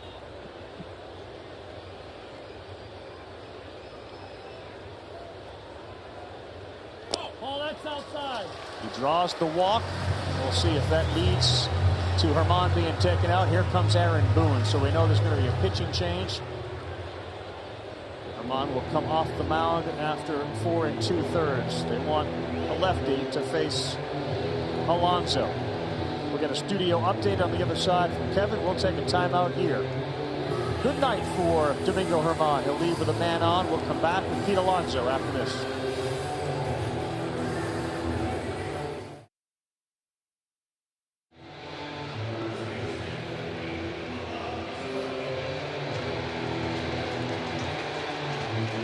All right, Kevin, thank you very much. Lucas Lidke now on. You see his ERA. He has been a pretty good bright spot for the New York Yankees. Kind of flying under the radar given some of the performances we saw. Aaron Boone kind of saved him for tonight as kind of a bulk guy to piggyback on Herman, who really was very good tonight. The 2nd start of the year for Domingo Herman. Still has his Yankees in this game. Alonso, 6 of his homers have come against lefties. Litke bounces that one in there. Secret to Lucas Litke's success is what? Everything he throws moves, and his high spin. Cut fastball, slider, curveball, and really his curveball is well above average in terms of spin rate and shape. High quality breaking stuff. Alonso, small sample size, but 0 for 2 with a strikeout against Litke. That's way inside.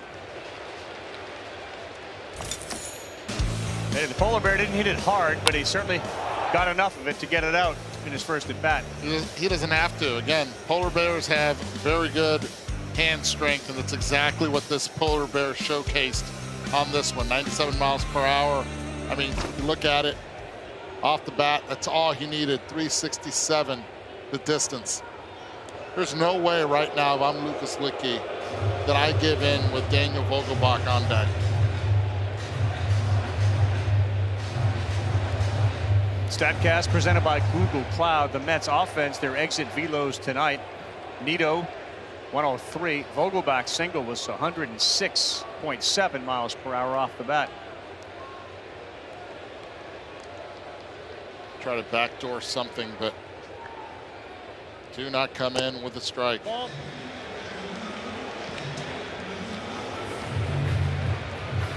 This is where a lot of managers just tell the catchers, think about this, be smart, instead of just putting 4 fingers up and saying, go ahead, Daniel, beat me. Or does Buck Showalter go to the bench and hit for Daniel Vogelbach and bring in J.D. Davis?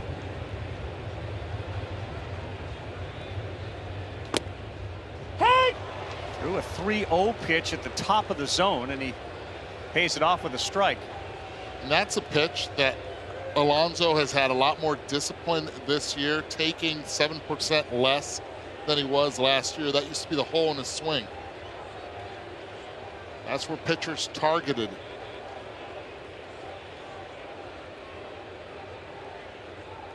Three-one. Ball 4. Nope, ball 4. Is that the unintentional, intentional? Yeah, you know, Alonso's a really good breaking ball hitter down in the zone, and that's one of Lickey's best pitches, and those were all cutters, either in off the plate or the one strike was up above.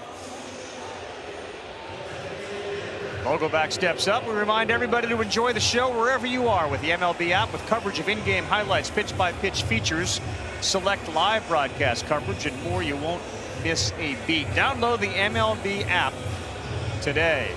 I love this. I love the fact that he is allowing Daniel Vogelbach to hit here. They're up 2. If this game was tied or they would be down, he would be hitting for him.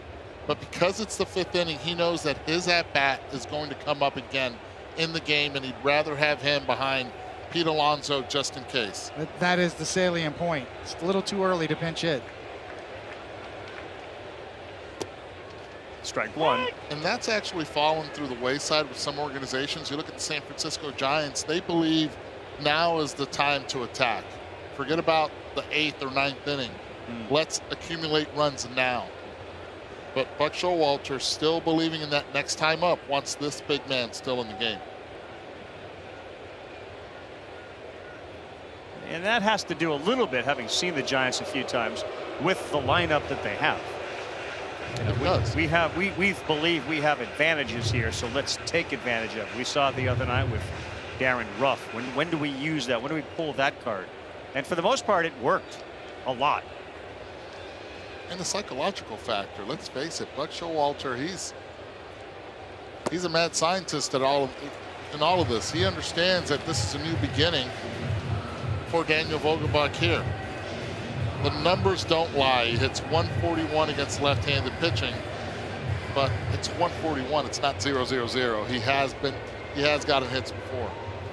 Very popular in every clubhouse that he has been in. Always up. Vogelbach pulls this one to first. LeMahieu stays right down on it, steps on the bag. Vogelbach's retired. Litke gets the job done. High five from Garrett Cole to Domingo Germán. It's still anybody's ball game, 2-0.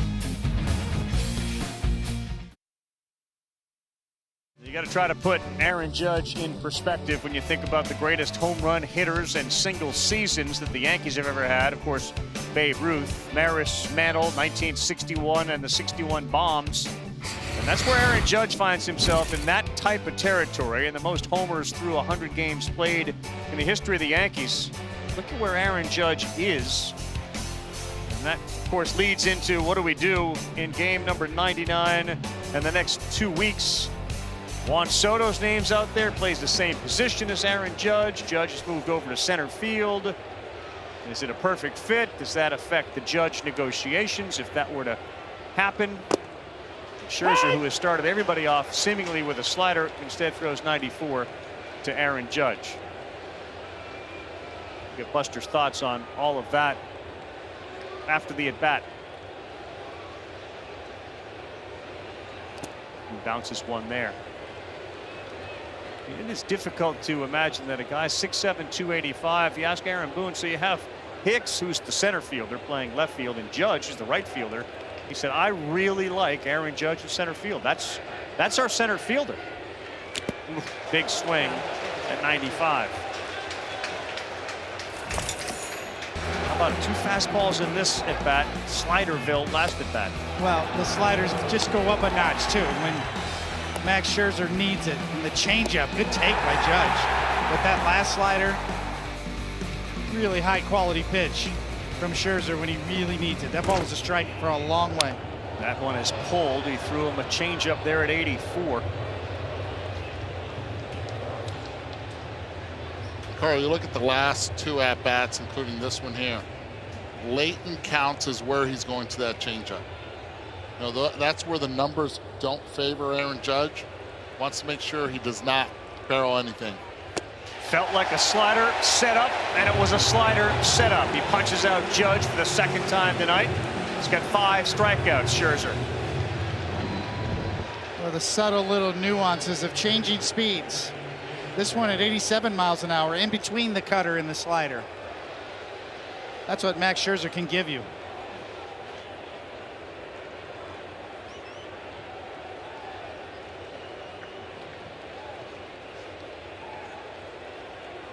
Scherzer is 6-2 on the season. A 2.28 ERA to Rizzo. Look out. It's got him on the foot. And in fact, it did get him on the foot. A mistake there for Scherzer. Tugged that for that four-seam fastball, and he sends Rizzo to first and now brings a tying run to the plate. Well, Rizzo's not going to get out of the way. He's on the dish and he's not moving. Oh, that hurts though, man. That's a shin burger.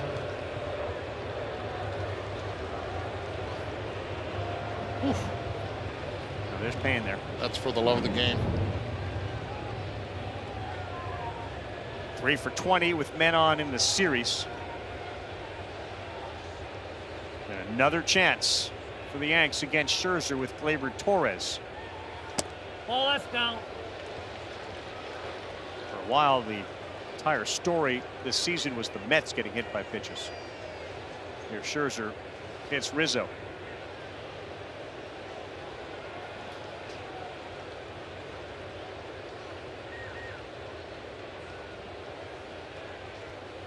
Ball left down. So on the first walk last inning, we see the hit batter. Is there anything about Scherzer that you're seeing, guys? I'll say this, if I'm Gleyber Torres at the plate right now, I'd be surprised if I get a fastball 2-0. It's been going to the slider against Gleyber. Hit on a line again. Nimmo is over there and he makes the play. Hit it hard, 94 miles per hour. 110 miles an hour off the bat. Here's Kevin.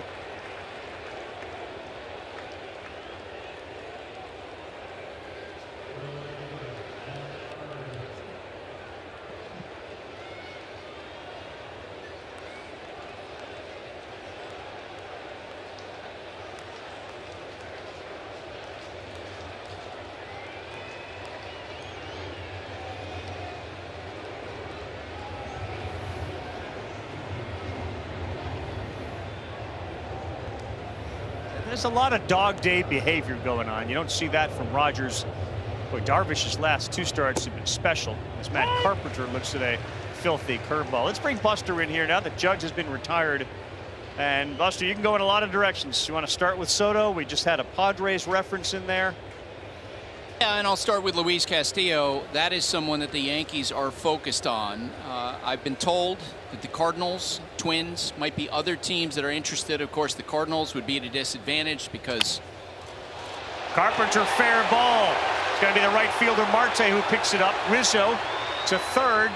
Men are on the corners. Go ahead, Buster, as we walk up. Donaldson, finish your thought. Yeah, so the Cardinals are in the same division as the Reds. There's some skepticism about whether or not they could actually finish a deal. But for the Yankees, Castillo, starting pitcher, something that they're looking at pretty seriously. Over the head of Alonso, Carpenter delivers. Wasn't hard hit. But another big spot. They've had a bunch of them here recently, and they've hit the ball hard. Last time Donaldson was up, a rocket to center off the wall, nearly left the building, ended up being a double. Well, that is part of the story. I mean, the expected batting average off of Scherzer tonight, based on the quality of contact, is 271. Still nothing to show as of yet for the Yankees, including, even though they've had a lot of hard hit baseballs. Third time he's seen Donaldson. First pitch, swinging, slow roller. Scherzer will go to first, and that will do it.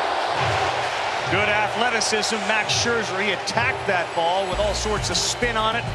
And once again, the Yankees unable to deliver with a runner in scoring position. And the first ground ball out of the night for Scherzer. Back to MLB, our coverage on ESPN. Telecast presented by Corona, the official cerveza of Major League Baseball. Max Scherzer quickly off the mound, attacking a spinning baseball. 2 hands and then the flip. Donaldson clearly frustrated, swinging at the first pitch and out in front and cueing it. By the way, that was the first ground out of the evening.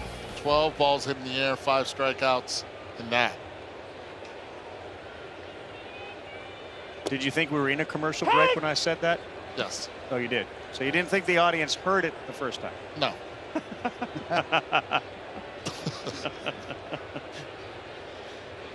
Mark Hanna, Jeff McNeil, Eduardo Escobar against Lucas Litke, who came on, gave up a walk to Alonso, and then got Vogelbach on a ground ball to first. Jam shot here, and that's not going to be caught by anybody. Yeah. Now, Buster, a little moment here. Go back to, let's talk about Juan Soto. I think a lot of people with a lot of teams are interested on where he may end up and what the latest you hear is. Yeah, that the Nationals have significant offers in hand. I think if I were to assess some of the aggressiveness, I think the Padres are the most motivated team. I think the Cardinals, in theory, are the team that's best equipped to pull off a big deal because of all those great Major League ready players that we've seen. You know, Dodgers and Yankees have looked at it, but I think they're worried about paying the salary long term. I've been told that the Yankees are really focused on Aaron Judge and trying to get him signed when the year's over. And guys, if you're a team looking at this, imagine trading for Willie Mays in 1955. Imagine trading for Henry Aaron in 1958. That's what you're getting with Juan Soto. That's how good this guy is. And interestingly, guys, and you look at some of the adjusted OPS plus, Ted Williams through age 23 season 190, Mays, Aaron, Soto is higher than that. And so if you're a team looking at a possible deal and you look at the history of blockbuster deals, typically if you're the team acquiring the superstar, you win the trade. Yeah. Donaldson, Lucas, you want he will retire Canada. I guess the point is well taken. Like, you don't lose the trade, especially with 2+ years left. But the other part of it is those guys that you mentioned weren't going to ask for the money that Juan Soto is going to ask for. It's a different world. And you're not going to, and those guys weren't going to make the money that Juan Soto is going to make. You're right. He's going to make it. I think the key, though, is you get 3 pennant race runs with Soto before you have to decide whether you want to pay him if you're on the receiving end of the trade. And I agree with Buster. I don't care what you give up to get Juan Soto. There's a good chance you're going to win that trade. Ball. There's just a balance of power shift wherever he goes. And if that brings a World Series ring, the residual effect of winning a World Series really elevates any franchise, their value, the fan base. Hard to put a value on that.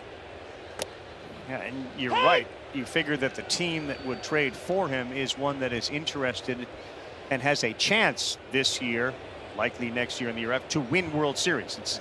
It's not a rebuilding project. And he's been there, done that. At 23, he's already won a World Series. So slow roller.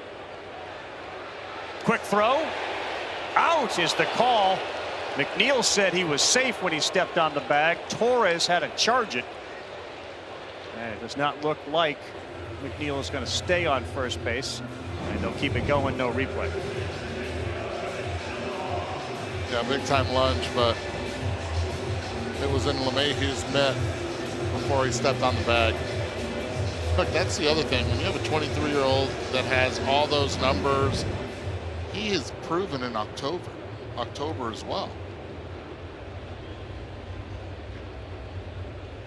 I'd be all in. Escobar pulls that foul. Saw that bang bang play at first and couldn't help it in the background. Notice Wayne Kirby coaching first base again for the Mets. Yeah. Recently had prostate cancer surgery. First time back at first base tonight. The big fella, what a great guy, great coach. Been with Buck Showalter a long time. Great call, Coney. Ball bounced to Escobar. Thanks, please. Thank you, Ball. Appreciate it, pal. Max Scherzer has pitched 4 times now on his birthday. He has 40 career strikeouts on his birthday, which is the most in baseball history. Randy Johnson was another guy who had a chance to pitch on his birthday. He had 39. Sarah Lang's behind the scenes for us. She's as big into birthdays as anybody. So any statistical either anomaly or accomplishment will be noted as it relates to the birthday. Got a little birthday luck going tonight too, it looks like. And he's not the only birthday boy in uniform. Wandy Peralta celebrating a birthday today.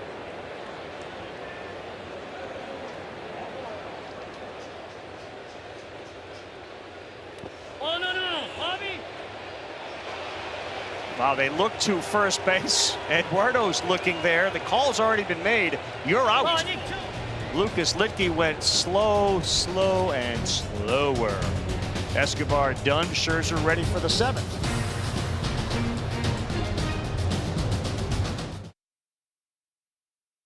Children's clothing, little babies, little 1-year-olds. You can suit up this summer. MLBshop.com, the largest selection of authentic caps, t-shirts, collectibles, and more. You can outfit the whole family with your favorite team's gear at MLBshop.com. Big Sexy, where is Bart? We got a personalized shirt. Do you have a Big Sexy shirt, Eduardo? I do not. You don't? No. Should I? Probably some who think so. That's in. Oh. He's still throwing batting practice somewhere right now, isn't he? Without and doing it well, and probably hitting balls over the wall. He's ready. He's ready for the call, just in case. Somewhere in Mexico. Hicks, Kiner, Falefa, Higashioka for Scherzer, who works into the 7th, and he throws an 84-mile-an-hour changeup. Season high in pitches for Max is 102 twice. And there's no one warming in the Met bullpen. You heard the trumpets last night. Edwin Diaz got 4 outs. Doesn't appear as if he's available tonight. Mets shift against Hicks. And he hits it right into it. Lindor's going to try that flip with a glove. No, he transfers to the bare hand. He tried a flip with a glove last night. Didn't work. He goes bare hand tonight for the out. Here's Kevin.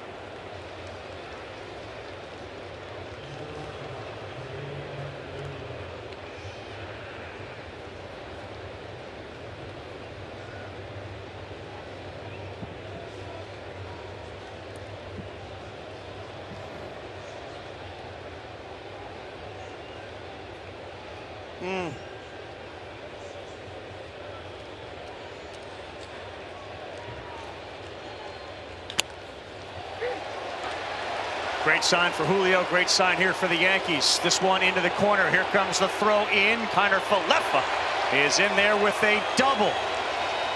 An extra base hit for the Yankees. Donaldson had a double. Kiner Falefa with a double. The bottom of the order has done more damage against Scherzer than the top. How about Kiner Falefa right here on this one?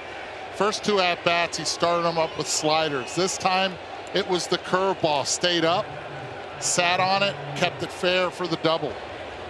You learn from those first 2 at-bats. You make the adjustment on pitch selection. Stop looking for the heater.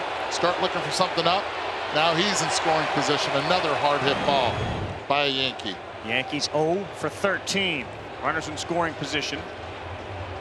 Kiner Falefa increases his hit streak to 14. First pitch, high fly, deep center, but not deep enough. Now coming in short of the track and throwing to third. Nimmo. Here's Kiner Falefa, and he's into third base.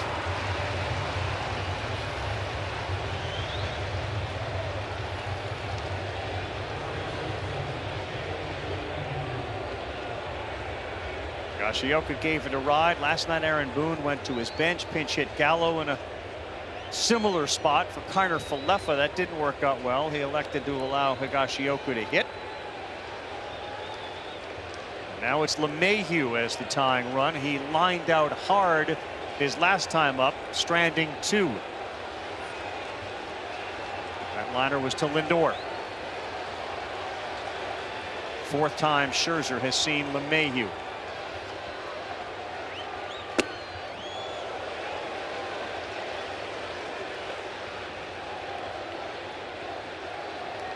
Been a lot of good swings.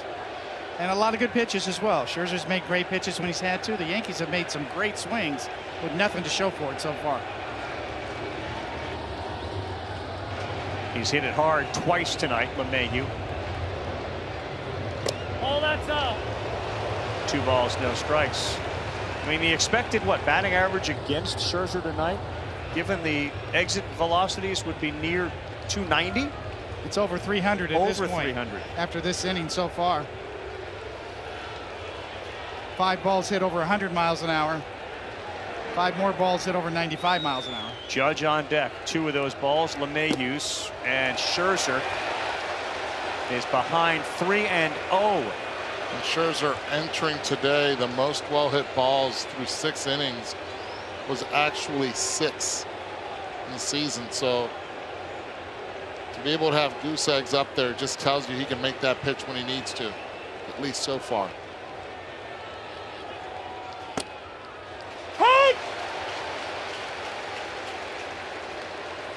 LeMahieu has to feel like he's due, given the way he has squared up Max Scherzer tonight. Aaron Judge, on the other hand, flew out to right and has struck out twice. He's in the on-deck circle. 2 down.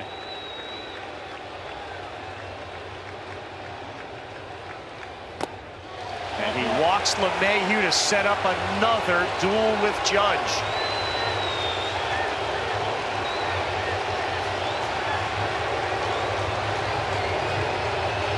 So far, the key against Judge for Max Scherzer tonight has been strike 1 on the first pitch. Get ahead of him. 0 for 3 with 2 strikeouts. Peterson has begun to throw in the Mets bullpen. What a moment in this game again between Scherzer and Judge, and the crowd is very aware of it. Many of them have risen to their feet. Been a steady diet of sliders too, from Scherzer to Judge, with an occasional fastball. The best player in the American League this year, Aaron Judge, against one of the great pitchers of all time.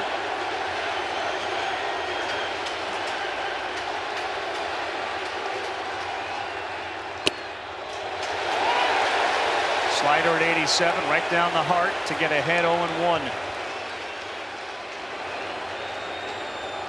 Talk about trust. Buck Showalter didn't send a pitching coach out.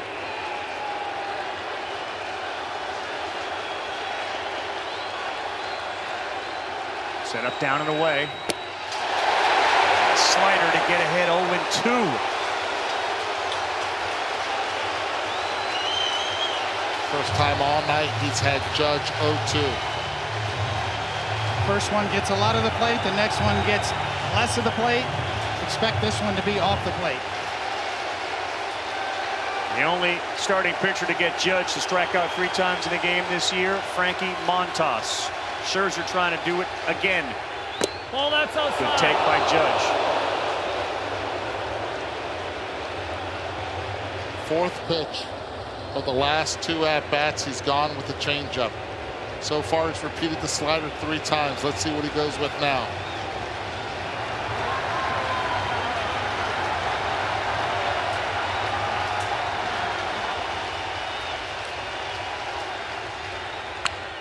Came in on those fists at 97. Found another mile per hour on the fastball.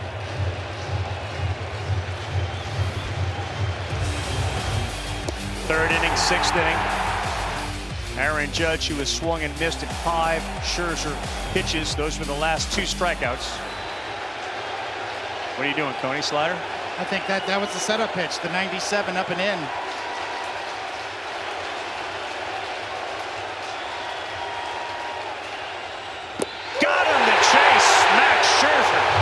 Sets down Judge for the 3rd time, and he walks off the mound on his birthday after 7 innings of shutout baseball with 6 strikeouts.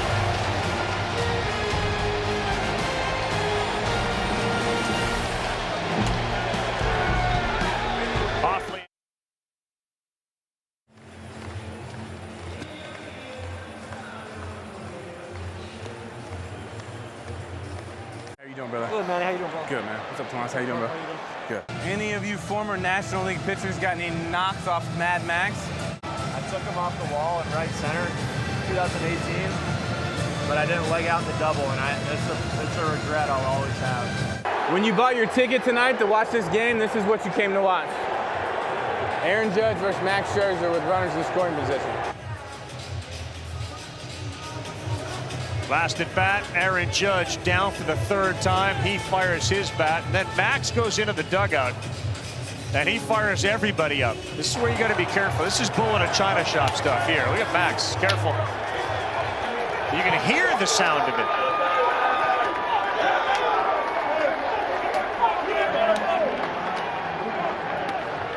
I can't imagine you'd want anything more from your ace than that. On the field, off the field. Nito, first pitch swings. He flies out to Matt Carpenter. how often do you hear, well, that guy, nobody's worth that much money? Max Scherzer's worth that much money in a baseball world. That's what you need. Every penny.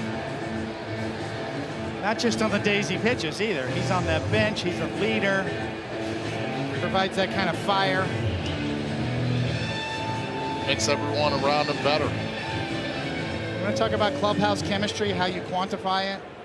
Guys like that.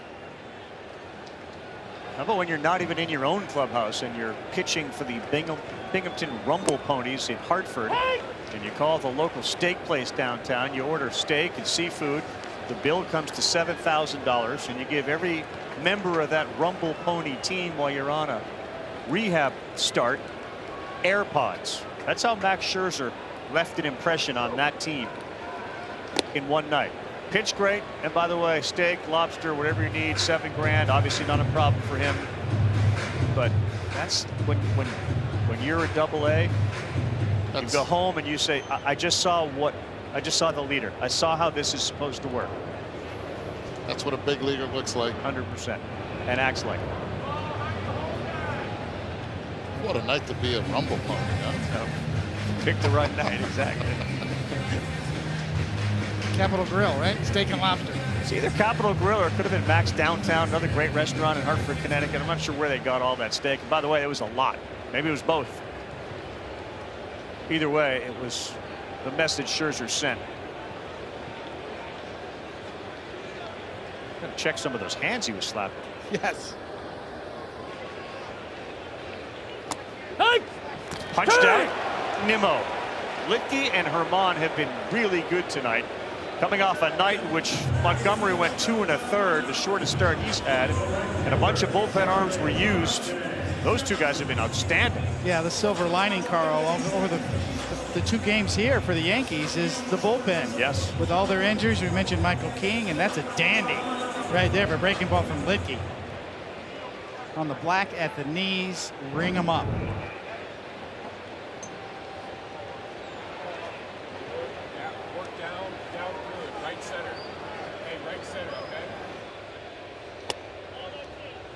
Inside pitch to Starling Marte. It's not been a good night for the Mets right fielder. He's 0 for 3. He has struck out each time up.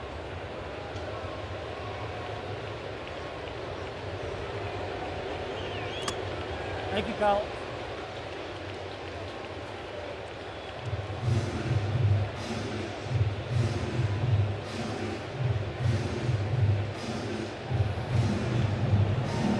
Peterson looks like he's next man up. I'm not sure Scherzer would have enough energy left after that celebration. And that's a message too to Showalter and everybody. Like, I'm good, right? And then that's no doubt about what I just did and what my intentions are for the next inning. I'm right here. Good. I'm right here with you. I'm good. 99 pitches, good enough for me. And more than the pitches, really, just the high leverage pitches and pitching out of some jams over the latter innings. Spending a lot of emotion and energy. Marte, that's going to go through, even though there were 3 men on the left side. Starting Marte, 109 off the bat. He reaches for the first time with 2 down. Gave him the 3-0 green light, took advantage of it, and that'll be it for Lucas Litke. Loaisiga was warming up. He is going to come in. Had a good outing last night. See if he can back it up tonight for Aaron Boone and the New York Yankees.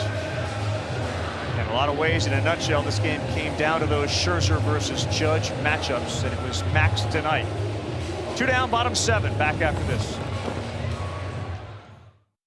We'll be at Oracle Park, one of the great ballparks in America. 7 Eastern, 4 Pacific, ESPN, Deportes Radio. Our coverage starts 6 Eastern, 3 Pacific. Baseball tonight, Sunday night countdown. After that, little red eye into Houston for the Red Sox Astros Monday, and then trade deadline special Tuesday. Busy few days coming up. Carl. Sir. This will be the first time Coney takes his new hip on the road. On the road, on a flight, cross country. I don't have a concern about it. We got to go to San Francisco? No one told you? And then Houston? You're the bionic man now. Running up and down stairs already. I feel great. And if you want Hartford after Houston. Oh, okay. I'll get you steak. Let's go. Lobster. I'm in.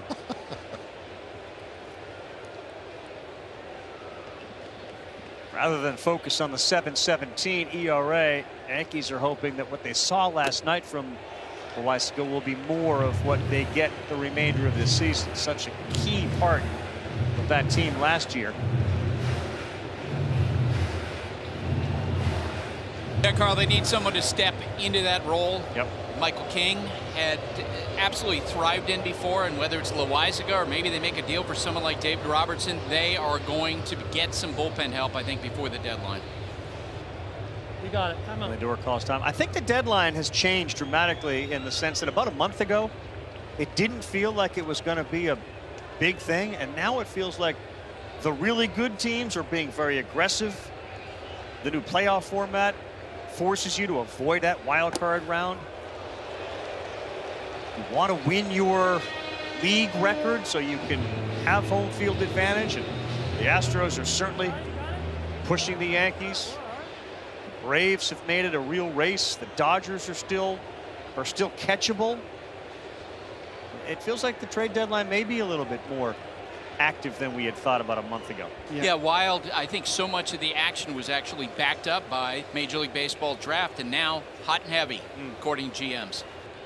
2-0, good pitch there at 89. You know, Buster, also hot and heavy, but then new names on the market every day. It seems like it's maybe some Cleveland Indians pitchers that are controllable, and rumors of maybe some of them being unavailable. Of course, Juan Soto jammed everything up as everybody waits to see if that's real or not. But yeah, the Houston Astros maybe have some guys. The Marlins supposedly willing to talk about starting pitching, and there are a lot of teams looking for starters. Lindor, that's popped up, and an easy one on the infield. That's pretty nasty. For out number 3 into the glove of Kiner Falefa. Scherzer was great.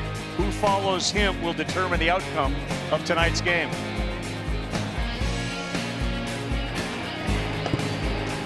$50. ESPN's telecast of Major League Baseball is presented by Corona, the official cerveza of Major League Baseball. 38-year-old Max Scherzer, second oldest pitcher since at least 1901, with a scoreless start of any length on his birthday. Younger than only sad Sam Jones, who pitched July 26 of 1934. He had a shutout on his 42nd birthday. I don't imagine he was sad that night. Why so sad, Sam? Why the long face? Well, I would imagine, Eduardo, the Yankees are breathing a sigh of relief because they don't have to see Scherzer. And now it's David Peterson, who's been very good, but it's not Max Scherzer tonight. Yeah, a lot better, one way or another, even though Peterson, most of his experience comes from the starting side of it. 13 starts and 16 appearances total this season. Called upon in a tough task here, even though it's lefty, righty, lefty. It's Anthony Rizzo. And just like that, he falls behind 3-0 to Rizzo. Torres is the right-handed hitter, then Carpenter due up. Seth Lugo is warming up, so maybe that gives you an indication as to whether Diaz will be used. All four. And a 4-pitch walk, and just like that, momentum moves towards the Yankees. Pretty close pitch, but a ball.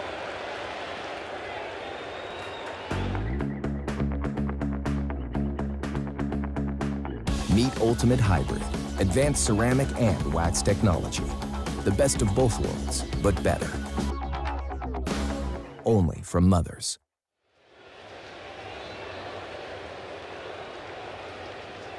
Scherzer walked 1 all night. Peterson walks 1. And a first pitch swinging here. Torres deep to right field. Marte doesn't see it because it's over the wall.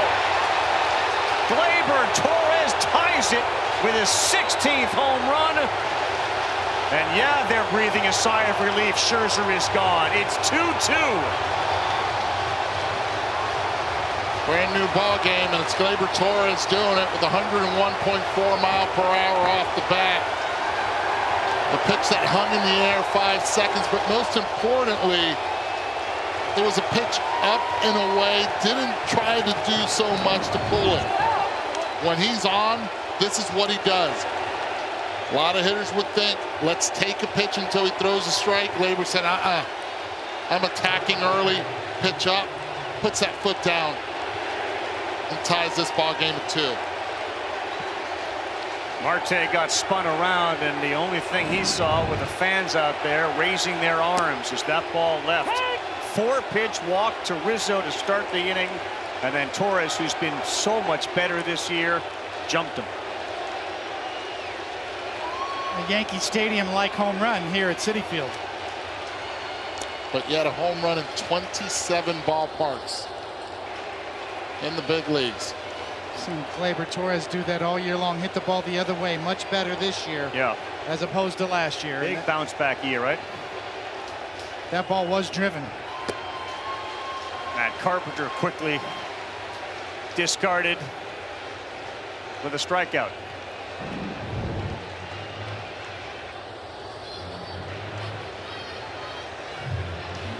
Up and out over the plate. Up and out over the wall. That's what makes Gleyber Torres so dangerous, and Aaron Boone knows it. When his second baseman is able to drive the ball from line to line, effectively it works. Peterson is out. Looks like Lugo is coming in. In fact, he is. And just like last night where the Mets got up off the mat, tonight the Yankees do.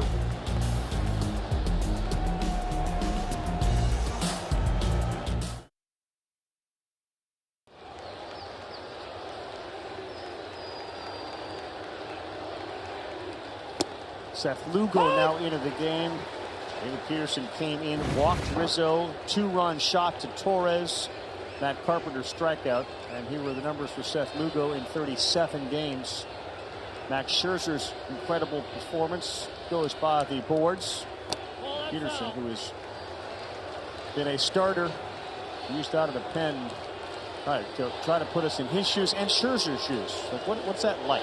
Yeah, that is so difficult. I mean, we saw the emotion from Max Scherzer after he was done, and all the high fives, impressive.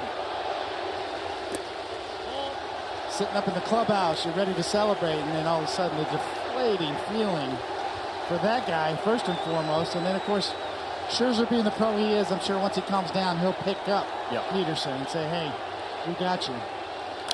Donaldson back up here, 2 balls, 2 strikes. But the initial reaction is crushing. Like, wait, what happened? Right? Yeah. Wait, what? Now, that last pitch to Rizzo was really close. It's a 4-pitch walk. Well, we've seen Gleyber Torres hit the ball the other way with authority all year long, taking advantage of the Yankee Stadium porch. But even though that was a swing that was tailor-made for Yankee Stadium, he didn't need a porch for that one. As Eduardo said, that ball carried.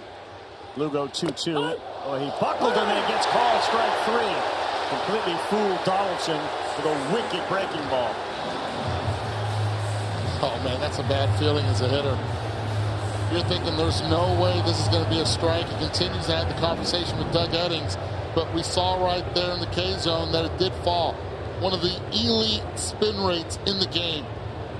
Great job by presenting it by Tomas Nido, one of the top presenters when it comes to being able to stick it. Josh Donaldson, man, completely buckled on that one.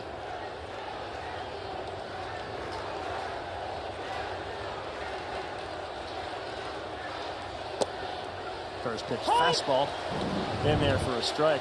What's this feel like, Eddie? Not good. Watch the knees. They go. Once that goes, the rest is history. 3,200 plus when it comes to the spin rate from Seth Lugo. Doesn't get the call on the corner. There's a curveball 34% of the time and a fastball around 29%. He will mix in a sinker and a slider as well. A very rare but occasional changeup.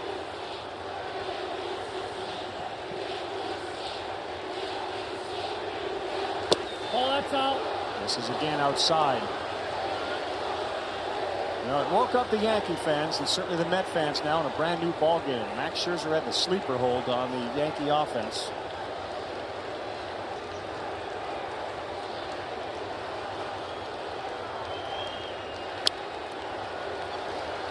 '97. Aaron Hicks singled his first time up. Last couple of games he's had multi-hit games.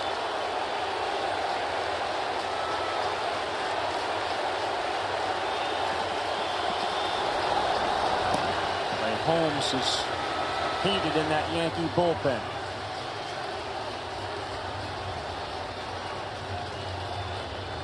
Got him. Filthy breaking ball. That curveball is outstanding. Hicks is gone, but the damage was done early after the 4-pitch walk to Rizzo. Gleyber Torres, right field, and gone.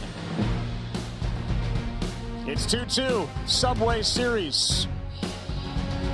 Mets coming to the plate, bottom of the 8th.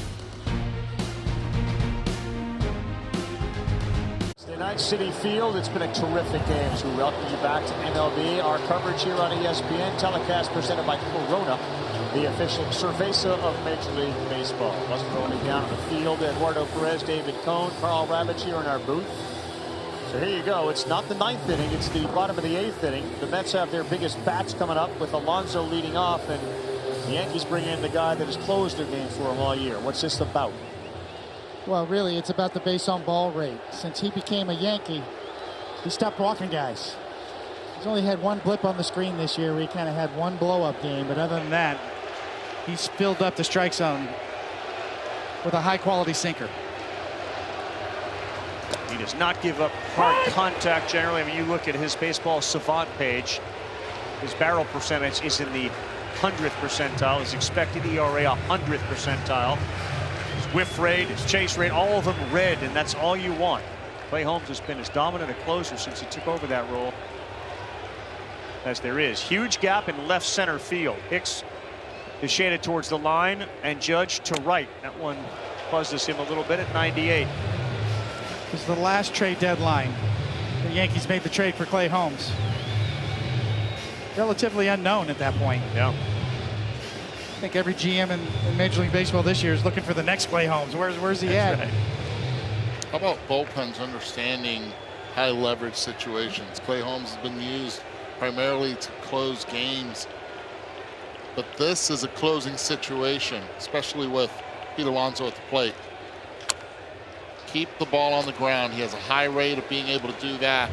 It's exactly what you want Alonso to do. The two-seam fastballs have been in effect the last 3 pitches, 97, 8, and 7 again. It's exactly why Clay Holmes is in this game. This part of the lineup and this batter up right now. And the fact that he does not allow balls to be hit in the air. He has not allowed a home run this season. And a steady diet of fastballs, all upper 90s to Alonso. 1-2, back at you. He had it off his glove, still has time, and he gets Pete Alonso to lead off the bottom of the 8th inning. 6'5", 245 pounds on the mound. He needed all of it. Not that Torres may not have gotten that, but got enough of it to keep it close. Yep. And not panic. Still got time. So many times you would see managers, old school managers, not throw their closers, especially on the road. One of the things you could say that cost Buck Showalter his job in Baltimore against the Toronto Blue Jays when he did not bring in his closer. Zach Britton, here's Daniel Vogelbach.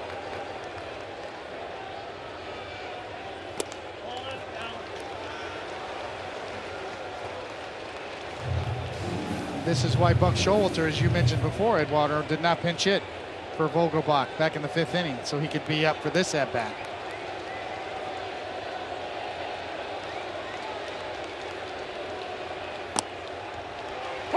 98 miles an hour with some nasty movement on it, down near Vogelbach's knees.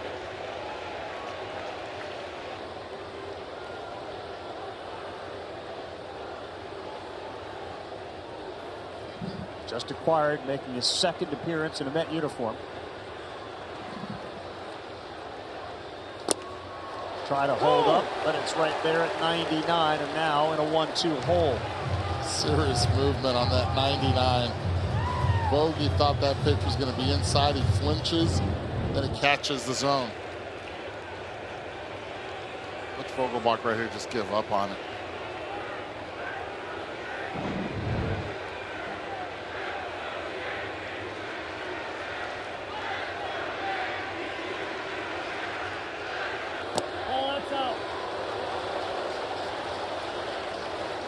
Your point's well taken. Every team's looking for the next Clay Holmes, but they didn't know they had this guy. What changed? What did they do with it?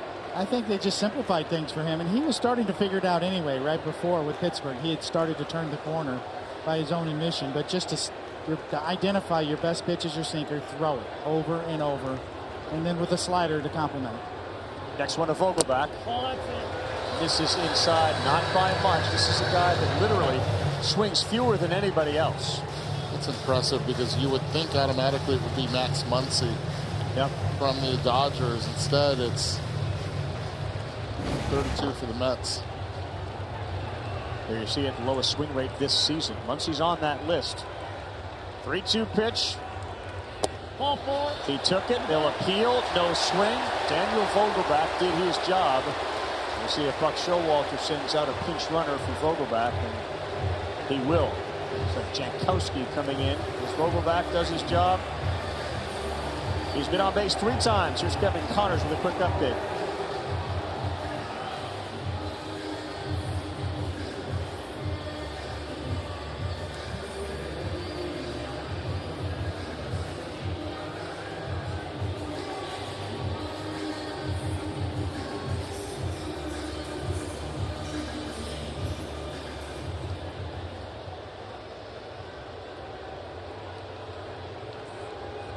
Yeah, they get 6-6. We have 2-2. It's an impressive effort by Wainwright in Toronto against a really hot lineup. Without your 2 big boys. Canada, the left fielder. Looks at strike 1 at 97. It's a great moment in Toronto last night. I know we all know him well. Buck Martinez back in the booth after having fought cancer. We hope it continues to go in the right direction. Great to see Buck Martinez back. 0-1 to Canada.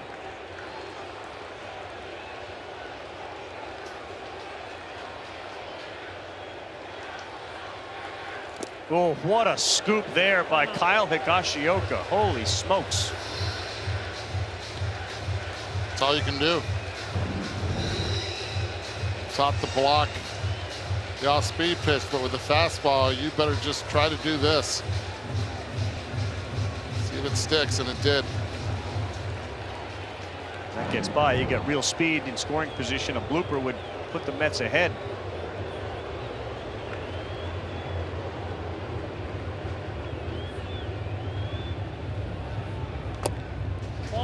Went off speed and he missed with a slider. 2 balls and a strike. In case you guys are wondering, only one opponent has stolen a base against Holmes this year. In his career, opponents 11 for 12 in stolen base attempts. Yeah, he's really quick. 1-3 to the plate. That gives Higashioka enough time with the transfer to make an accurate throw. So they're going to go station to station.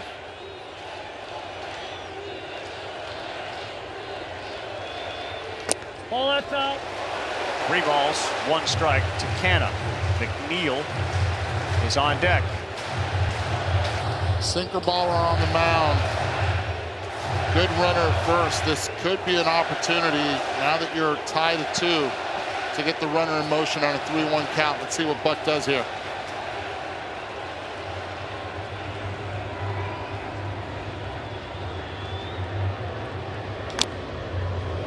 Balls, 2 strikes. Think about the last couple of nights. Scherzer outstanding tonight.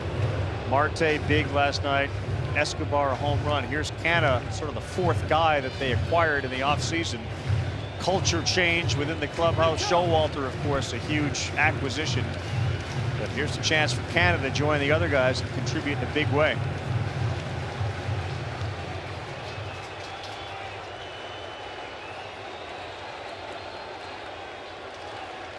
It's one of the toughest men to get a hit against in baseball, Clay Holmes. 3-2. Jankowski goes. It is hit. It is safe there. They'll get the runner at first. Torres went to tag Jankowski. He's saying, don't even look. I didn't get him. So Jankowski will be into scoring position. Really good call by Buck. Send the runner, sinker ball pitcher on the mound. Odds are the ball's going to be hit hard on the ground and stay away from two. Because Jankowski sees it, Faber misses him. See the reaction in his face when he missed him.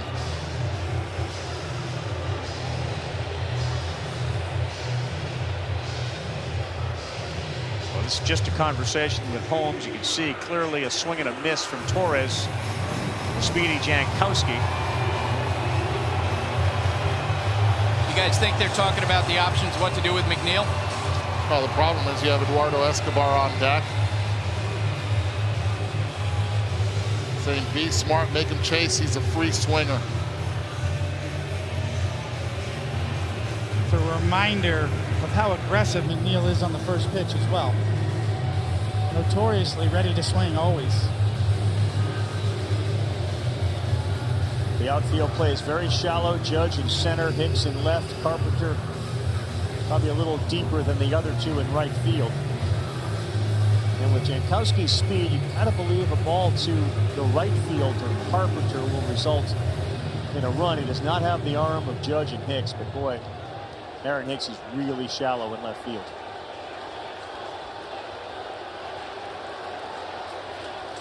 He has swung at the first pitch in 2 of his 3 at-bats tonight. Choking way up on the bat. Will not swing. Wasn't even close. It's 1-0.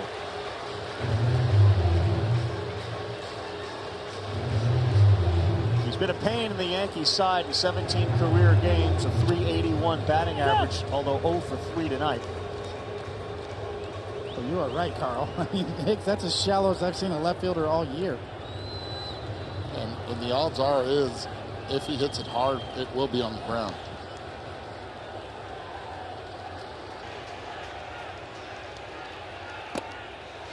Love the fact that while he was delivering that pitch, it was an 85-mile-per-hour breaking pitch.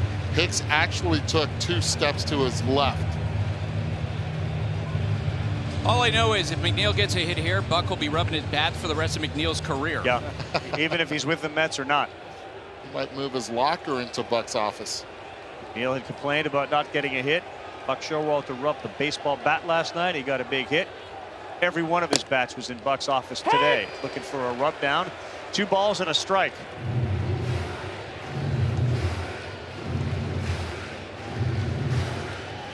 Bottom of the 8th, Clay Holmes ready for his 20th pitch. Game was tied on a 2-run home run from Gleyber Torres in the top half.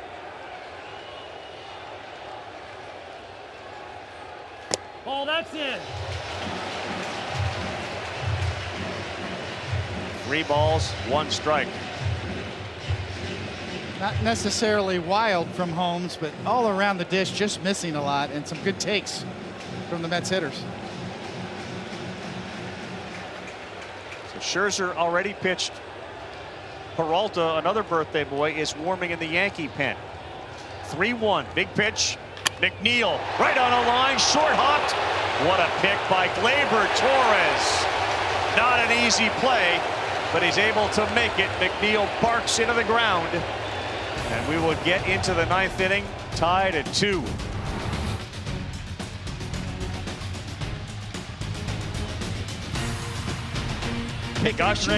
Higashioka and Torres. 2 great picks. That play was nasty. What a great play.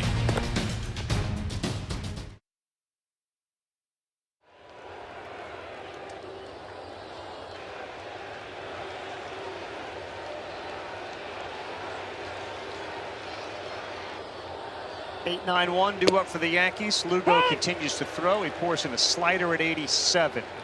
9th inning, 2-2 Subway Series Game 2. Mets won last night 6-3. And the Yankees rally with that 2-run home run from Torres after Scherzer was outstanding to tie it at 2. No balls, 2 strikes. Clay Holmes came on in that big inning, that high leverage situation. He was able to get Alonso. And McNeil hit that ball 104 miles an hour. It's a really good play by Torres. Take away the 0.4. 104.4. There we go. Lugo racing, and he steps there, and he's lucky he didn't roll an ankle. That looked awkward, but he's able to stay upright and looks to be okay. How about Pete Alonso makes that play, and you're usually taught as a first baseman, once you make that play, start with your body moving it that way. Instead, he makes it, and just from there, sets his feet and tosses it over to Lugo, the higher difficulty rate for a pitcher to be able to make that play. Usually transfer your feet, you work your way there. Strong underarm, accurate throw to Seth Lugo to beat out Isaiah Kiner-Falefa. Aaron Boone has opted to put Jose Trevino up here for Higashioka. So the all-star catcher will bat. LeMahieu will be on deck, 1 down, 9th inning. Trevino above average offensively. Oh, that's outside. Top of the heap in catcher framing metrics. That's why he was an all-star, #1 defensive catcher in the big leagues this year, and above average offense. I like how you brought top of the heap back since we started the telecast for that. That is in there for a strike at 95 to even it up. 1 ball, 1 strike. A lot of folks got to know Jose Trevino during the all-star coverage, with he wearing the microphone and talking with Nestor Cortez.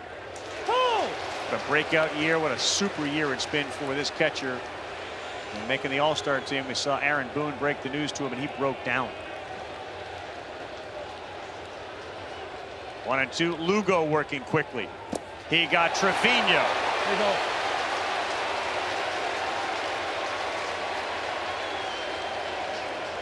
Really skinny curveballs. I mean, as opposed to fat curveballs, this is a skinny curveball. Tight spinning. The angle of attack, the angle of that curveball through the zone. Very skinny, very sharp, very steep. 3,300 spin rate, right on the dot. You want elite? That is elite. And if it had a sound effect, it would be. Absolutely. A little bit quicker than that. Quicker than that? LeMahieu. That didn't have the skinniness to it. That pitch right there, but it's in there for a strike. Got it.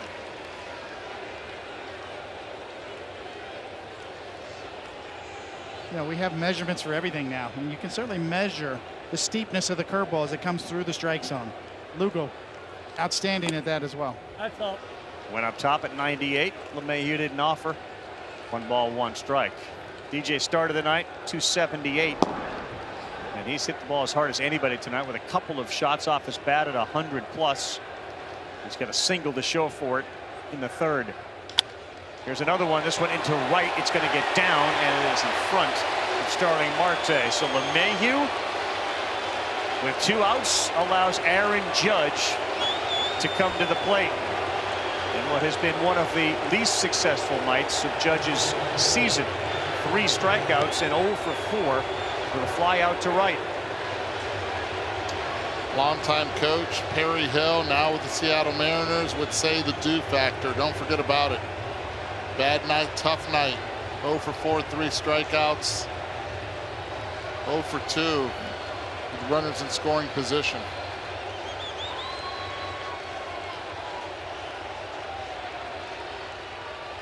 Whew. Challenged him with 90+ mile an hour slider up top, and he missed it. 7th time that Aaron Judge has swung tonight and missed so many of those on Max Scherzer's sliders. 38 homers. Paul strike 2, filthy pitch. 2-seamer at 97.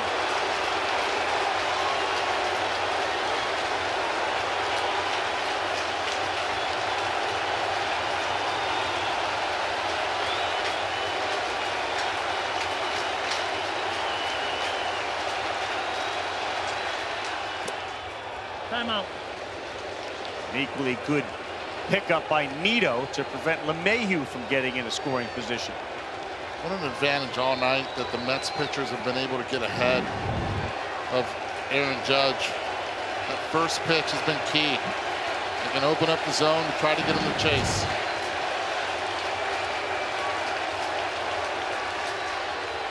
Judge hit it hard on the ground. Lindor gets the hop. He flips to second, and Aaron Judge 0 for 5 tonight. New York Mets will come up with a chance to end it in the bottom of the ninth of a 2-2 game. Escobar, Nito, Nimmo. Looks like Peralta's going to be the guy they face.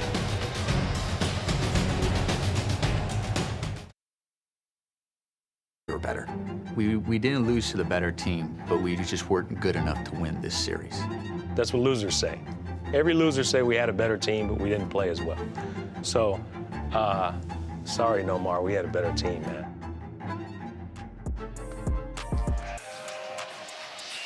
There you go, The Captain. Tomorrow night, ESPN films the 7-part docu-series, The Captain. It continues episodes 3 and 4. It's an unprecedented look into Derek Jeter's life and career. And as we just learned, his competitiveness on and off the baseball field starts at 9 Eastern, 6 Pacific, ESPN, ESPN Plus. If you missed part 1 or 2, you can watch them on ESPN Plus whenever you want. So Holmes comes in a high leverage situation, 8th inning, and now they are left with Wandy Peralta, the left-hander, who, like Max Scherzer, is celebrating a birthday today. And he will get Eduardo Escobar, who homered last night.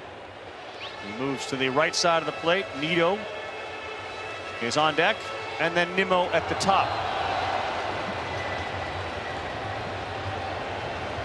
There have been 12 walk-offs in regular season Subway Series games. The Mets have walked it off 8 times.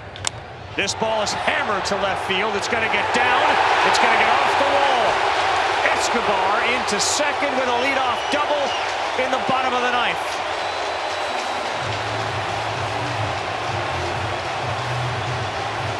Value of Eduardo Escobar has been on display the last 2 nights. One change-up first pitch, and yesterday it was Eduardo Escobar from the right side also that hit the home run to put the Mets in the lead. This time, it's Eduardo Escobar with a potential go-ahead run now at second base, hunting the changeup, keeping it fair, and putting himself in scoring position now for Tomas Nito. And guys, before Nito left the Mets dugout, Buck Showalter pulled him aside, whispered something in his ear, maybe about a situation like this. 6 sacrifices this season for Nito. LeMahieu weigh in. He does square to bunt, and he fouls. That's bad. That's a really bad attempt. Okay, runner at second base. You have to force Josh Donaldson to come in and make the play. DJ LeMahieu is too close at first base. Watch him stab at this pitch. Bat head drops immediately, and once it drops, bad things happen. He was fortunate that ball stayed and went foul. You can get fooled in a bunt position with a changeup as well. Trevino stays in at catcher. Nito squares again. This time he does get it down, and there is no play at third. Almost a little late to get over there was Torres, but he is able to get the out. And the Mets have it set up with a runner at third, the winning run, and 1 down for Brandon Nimmo. Great job, great adjustment again.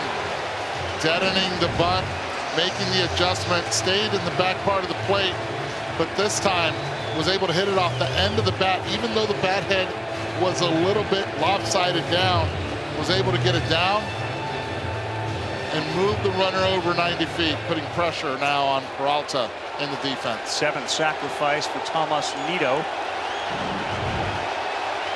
The Mets are 1 for 8 tonight, runners in scoring position. The winning run 90 feet away. In Escobar. Nimmo, slow roller off the glove. Nimmo can fly, and he is safe at first base. Wandy Peralta slaps the ground in frustration. He had the chance for the second out, and it went off his glove. I think half the stadium here, Tony, is also with the same reaction as Peralta. He knows he should have made this play. Did not.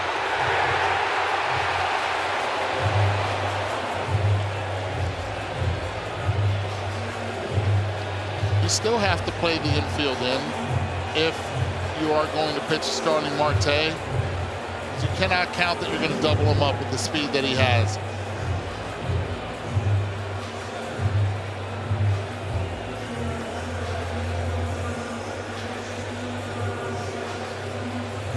Now, in years past, we would never see your closer in the 8th inning of a game. This is clearly where you would have had your closer in there. There's no argument to suggest that you should have gone the other way. I mean, this is all circumstance that we're in this situation. Yeah, Holmes did his job, right? It's about the part of the order that you wanted your best pitcher to face. And with Pete Alonso up, he chose to go with Holmes in that particular lane. And then the bottom of the order, he chose Peralta. Peralta did not make a quality changeup on the first pitch to Escobar, and Escobar took advantage of it.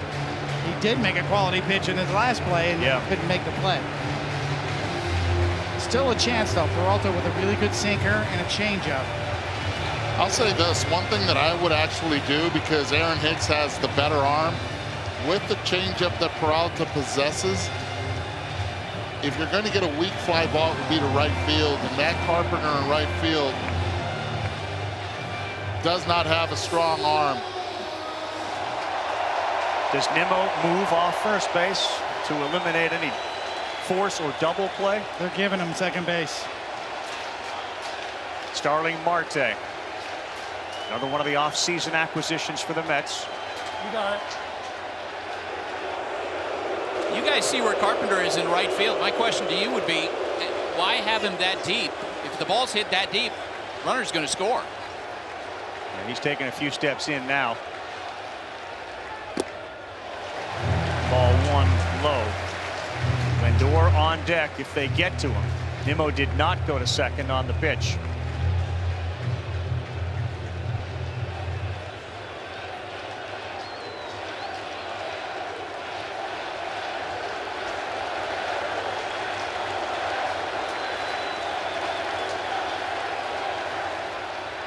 Marte will win.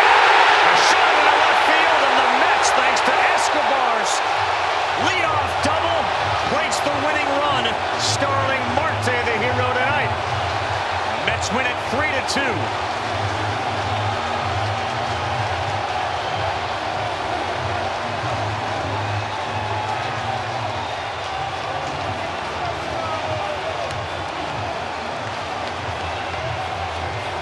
Seth Lugo came in and shut down the Yankees offense in that top half of the 8th inning after they tied it in the top half of the 9th, giving their offense a chance to win it. The offseason acquisitions have paid huge dividends in the Subway Series. Escobar, leadoff double, big home run last night. Starling Marte, RBI single to win it. Max Scherzer, 7 great innings tonight. Starling Marte, an electric player, and a jolt of electricity into this rivalry. A playoff atmosphere and a difference maker type player coming up big in a big spot. Just seems like the two guys that yesterday wanted, the two new guys for the Mets that came in this year, Escobar, Marte, they did it in the first inning last night. They close it out tonight. That's the 13th walk-off in a regular season Subway Series game. The Mets have now 9 of those. And for Starling Marte, 11 career walk-off hits, most in baseball since the start of 2014. We'll learn a little bit about a player. Max Scherzer obviously loves the big stage. Most walk-off hits since 14, Starling Marte. Money. New nickname? Money Marte? Might as well be. Let's see where you're at. A terrific effort by everybody involved with the telecast tonight. Sarah Lang's behind the scenes with all the great numbers. Andy Jacobson, our producer. Ben Johnston, our director. Ivan Sokowski up here, helping out with all the statistics. Eduardo Perez, David Cohn, Buster Olney. Subway Series. What a performance by the Mets as they take both. I'm Carl Robbins. Thanks so much for watching SportsCenter. John Anderson, Nicole Briscoe. We'll see you again Sunday from San Francisco.